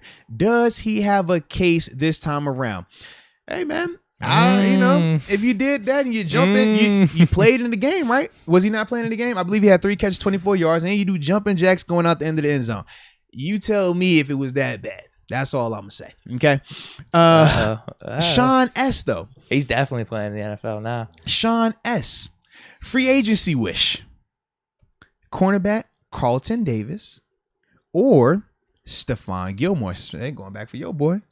And either safety, Tyrann Mathieu, Marcus Williams, or Jesse Bates. Or defensive tackle Akeem Hicks. Boy, man, I guess we're not re-signing Edmonds. I was going to say, man, you bring Jesse Bates. He's trying to get that. I think he already got his deal, right? He got paid first, and Minka's coming up next. Yeah. Well, Simmons got the big deal. I don't know. Simmons. Yeah, I don't think Bateman got it yet. Bateman might be on it. I don't think Bateman got his deal just yet. I'm not sure. Yeah, but the guys you're naming, these are like Matthew, Marcus Williams. Those Matthew would be sick. It would. And I think he would compliment Minka better. It'd be sick if we brought Edmonds back with Matthew too. All 3 together? Some sub ball, baby. You would rather just have Matthew then? I personally would. If we were going to go that route, I would. Okay. Yeah. Whew. Yeah, Man, I'm not your wish list is... Hey, I like your wish list, though. I ain't going to lie to you. It doesn't look like he has the big deal yet. Okay, yeah, so good. Then if he hasn't got it's going to be this year. See, that's probably why he brings it up. He's going to be unrestricted free agent. Oh, yeah. What? Did they not pick up his 5th year? I thought they picked up his 5th year option. That's what I'm saying. Could they have? He was round 2. Oh, no. He don't have 5th year option if he's 2nd round. Yeah. Unrestricted. Yeah. Okay. I do not think they're going to... If they let him lead, that's nuts. Yeah. All right. Jonathan McPherson. Jonathan McPherson says, and we appreciate your support, Jonathan, also. He says, reasonable Ravens fan repping Norfolk, VA. All right, Carib. Now, I know you with the Ravens. I get it. But you're from the Carib, so I got love for you, all right? He says, stationed in Florida in the Air Force. Well, we greatly appreciate your service as well. He says, watch y'all because of the quality of the show. Ravens, Steelers, you can throw out the records historically. Yeah. It'll be hard hitting like always. Nah, that 100% is the case. I mean, we were victims of it during my time. When you throw them records out, it does not matter who's out there. I mean, we even saw it a year ago with the moved around COVID game playing them on Wednesday. And RG3. like, how the heck did this game be like this? That's Steelers Ravens. You're 100% correct, Jonathan. And we appreciate your support too, man. Tuning into the show. We're glad that we could provide a quality show that you would tune in from. Tune in too, so we can shout you out, man. Yeah, but more importantly, crib. All right. So yeah, we're fully caught up on all of the supers. Nice. So yeah, with that being said though, man, this was a heck of a show, man. Y'all were awesome all night long. Like I said, we ain't done a 3-hour one in a minute. It's kind of like a special thing. Well, I guess we was in prime time, so we get a little special in prime time, huh? Yeah, the Baker Mason combo. And the UPS versus FedEx and Amazon. Yeah. Who would have thought? Yeah, that's true too. Who would have thought? But either way, man, it was a blast, dude. So with that being said, man, I will post all the info about the show for tomorrow with time. But you know how we always do it, man. Thursday, it's going to be fire. We got the boy Henry Mondo. You got me to start, right? Listen, man. You got me to start. I actually kind of feel bad now. I do. It was my honest response because I made that comparison. Just talking about Green's play, it's not anything personal. I feel bad now. Yo, because you were so honest too, it killed me. That's why I was like, oh, you really thought, oh. Yo, that is funny, bro. I've said it multiple times because I'm just not even gonna say anything more. Yeah, that is funny. I think Green's got enough airway talk today. No more. Looking forward to seeing him on Doe tomorrow. We'll ask him about his celebration. Where'd he get it from? Yo, you are funny, bro. You are funny. So with that being said, though, man, we greatly appreciate all y'all tuning in, man. Have a great night. Stay safe. And until next time, baby. Peace.